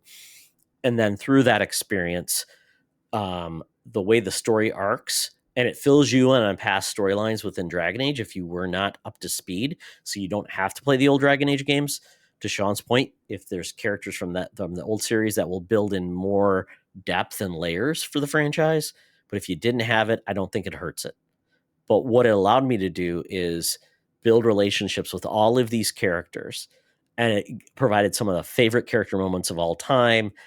No time in my life did I think I'd run into a skeleton servant that didn't even speak and became one of my favorite characters of all time, named Manfred. A skeleton manservant, hilarious. And then you have these loyalty missions that you have to do that basically build your relationship with these characters. Then you can romance, you can do these things, and not everyone survives, just like Mass Effect 2. Blew me away. I love the mythology. I love the way they did the storytelling. I totally get it. If you're a diehard Dragon Age fan, you may not love this game. But for me, it was a good mix of RPG, mechanics, skill tree, and storytelling that I just fell in love with. Put almost 80 hours into this game. So it was my favorite. My second favorite of the year.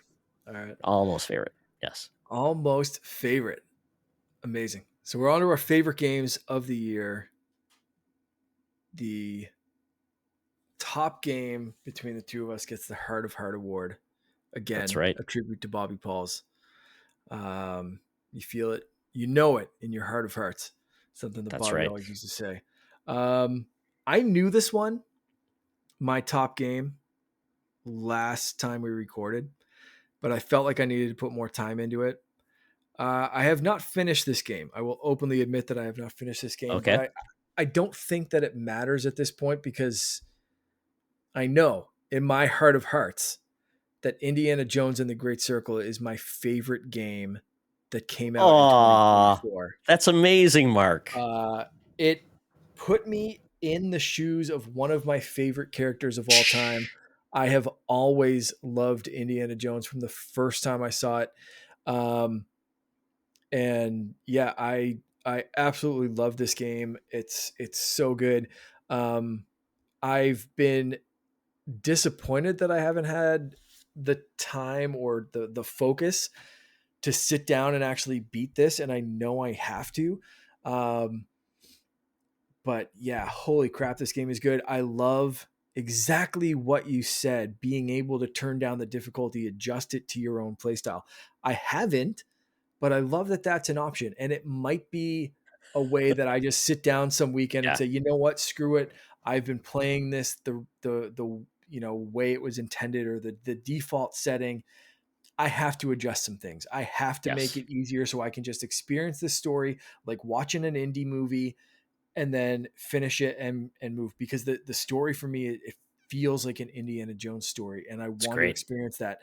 And I'm almost uninterested in some of the gameplay elements, or I thought I was going to be uninterested in some of the gameplay elements, but I'm really, really enjoying most of them. Some of the stealth stuff, as stealth does, pisses me off. Some of the not being able to just run in and punch my way out of things can sometimes get me, until I remember that it's an Indiana Jones movie. Indy does not have 400 kills by the end of a movie. He's not a space marine. Yeah, right? He doesn't go guns blazing in against 60 Nazis, because you're not going to win that fight. It's an Indiana Jones thing. He's smart. He's a professor. Yeah, he can throw a punch. Yeah, he can shoot a couple of guys. Yeah, he can use his whip to his advantage, but he's figuring stuff out, and he's one-on-one, maybe two-on-one, but it's not that big. It's making me kind of rethink how I have to play games.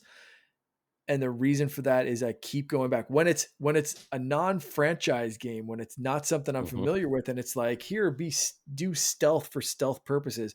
I'm like, not for me.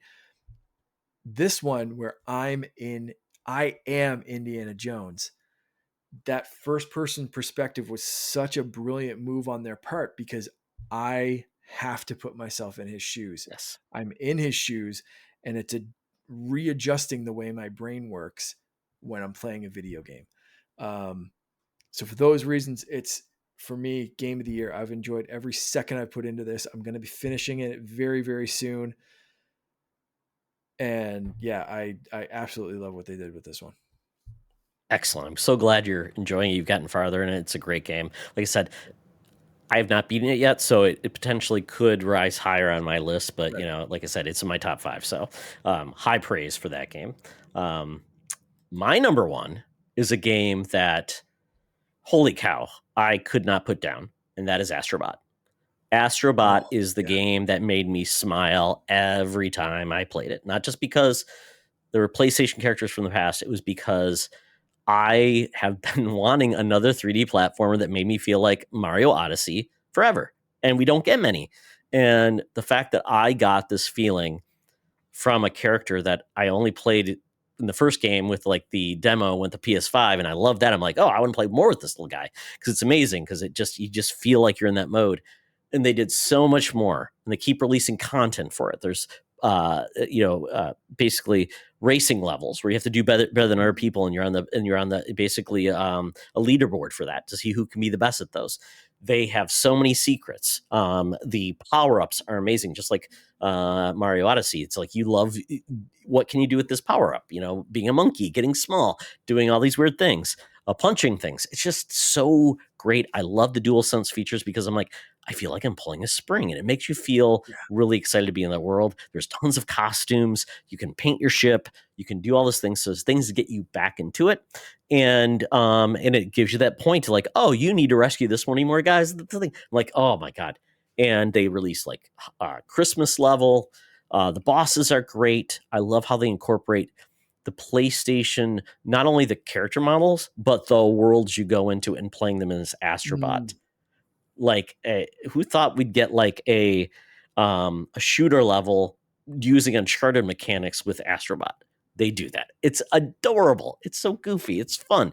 And I love it. And they put so much care, and the music for every level is amazing. So this is like a love letter to just platforming games, and a love letter to Nintendo, quite honestly, in Mario, because they're like, we loved what you did and we want to do the same thing. And so if anybody, you know, it's I would say it's the game to get for PlayStation 5. It's so amazing. It's so good. Love it to pieces. I know, Mark, as soon as you get a PlayStation 5 or the ability to get one, play Astrobot, Finn will go ape crap. He will love it. It's so cute. That song, I Am Astrobot, makes me smile every time. If I could have put a game on my list that I didn't play a single frame of, but watched a ton of YouTube videos, that would have been it. Like, this should be kind of almost on an honorable mention, but I didn't play a frame of it. The FOMO game, the game you want to play. Like, you know, like those people that are great at Elden Ring. It's like, I will never be good at that game, but it looks so much fun. Game I didn't touch, but I appreciate the most just based on what I've seen. Like, I get you. Yeah, maybe it's our next year we'll do a FOMO game, like the game that we wish we could play, or a game I wish I was good at. So Mark, that is my heart of heart. But the surprising thing is, you were worried we wouldn't have a game in our top 5. Yeah. We have 2 games in our top 5. Got 2 crossovers. I didn't expect that. I thought indie might be on both. Did not think you'd have Prince of Persia. You surprised me on that one. Yes. So good on us. I think I know what wins. Yeah. I think I know what wins. You have it as your number 1. I have it on my number 5. I think that makes absolute sense. Puts it a little bit up. Yes. Prince of Persia coming in 2nd place, but Indiana Jones and the Great Circle takes our Couchy Award number 1. Amazing. Who would have figured it? You know, the system that is probably not our number 1 system of choice, because you have Switch, I have PlayStation. But a great game is a great game, and hopefully that game goes to other consoles so other people can play it too, because I want it to do well. Yeah, absolutely. So there you go. Congratulations, Machine Games, Indiana Jones. We both are going to finish this game. We'll probably talk about it as we finish it. We'll talk about some of our experiences in that game because I think it's fun to do so. But that is it. We've gone long, folks. That is not even we said we wouldn't, but we did. We know that Mark's got to get to bed. But with that, Mark, thank you for being a great host. It's been another great year. 5 years doing this with the Couchies. I could not pick a better co-host to do it with. Thanks, buddy. Same. All right. Well, very quickly, tell people where they can follow you. You can follow me everywhere as Canardian_Jedi, except Blue Sky, which is Canardian-Jedi, or always hanging out in our Discord group. Excellent. You can follow me on Blue Skies at Todd Oxtra, at Secret Friends Unite, and on our Discord. Go to our Patreon, go to our website, give us a review on YouTube and our podcast. And we want to say thank you so much for following us on this journey for over 5 years of video gaming. We're going to do some more fun things in 2025. And with that, remember, folks, it's always better to game together. This podcast is part of the Secret Friends Unite podcasting network, available on Apple Podcasts, Spotify, and podcast services around the galaxy, as well as video on our YouTube channel. You can support Secret Friends Unite by becoming a Patreon member, get bonus programs and more over at patreon.com/secretfriendsunite. Join our Discord community for even more discussions on all things geek. For all the latest updates on Secret Friends Unite, make sure to follow us on Threads at secret.friends.unite and visit secretfriendsunite.com. Find our merchandise at TeePublic and Redbubble. Thanks for listening, and may the Force live long and prosper.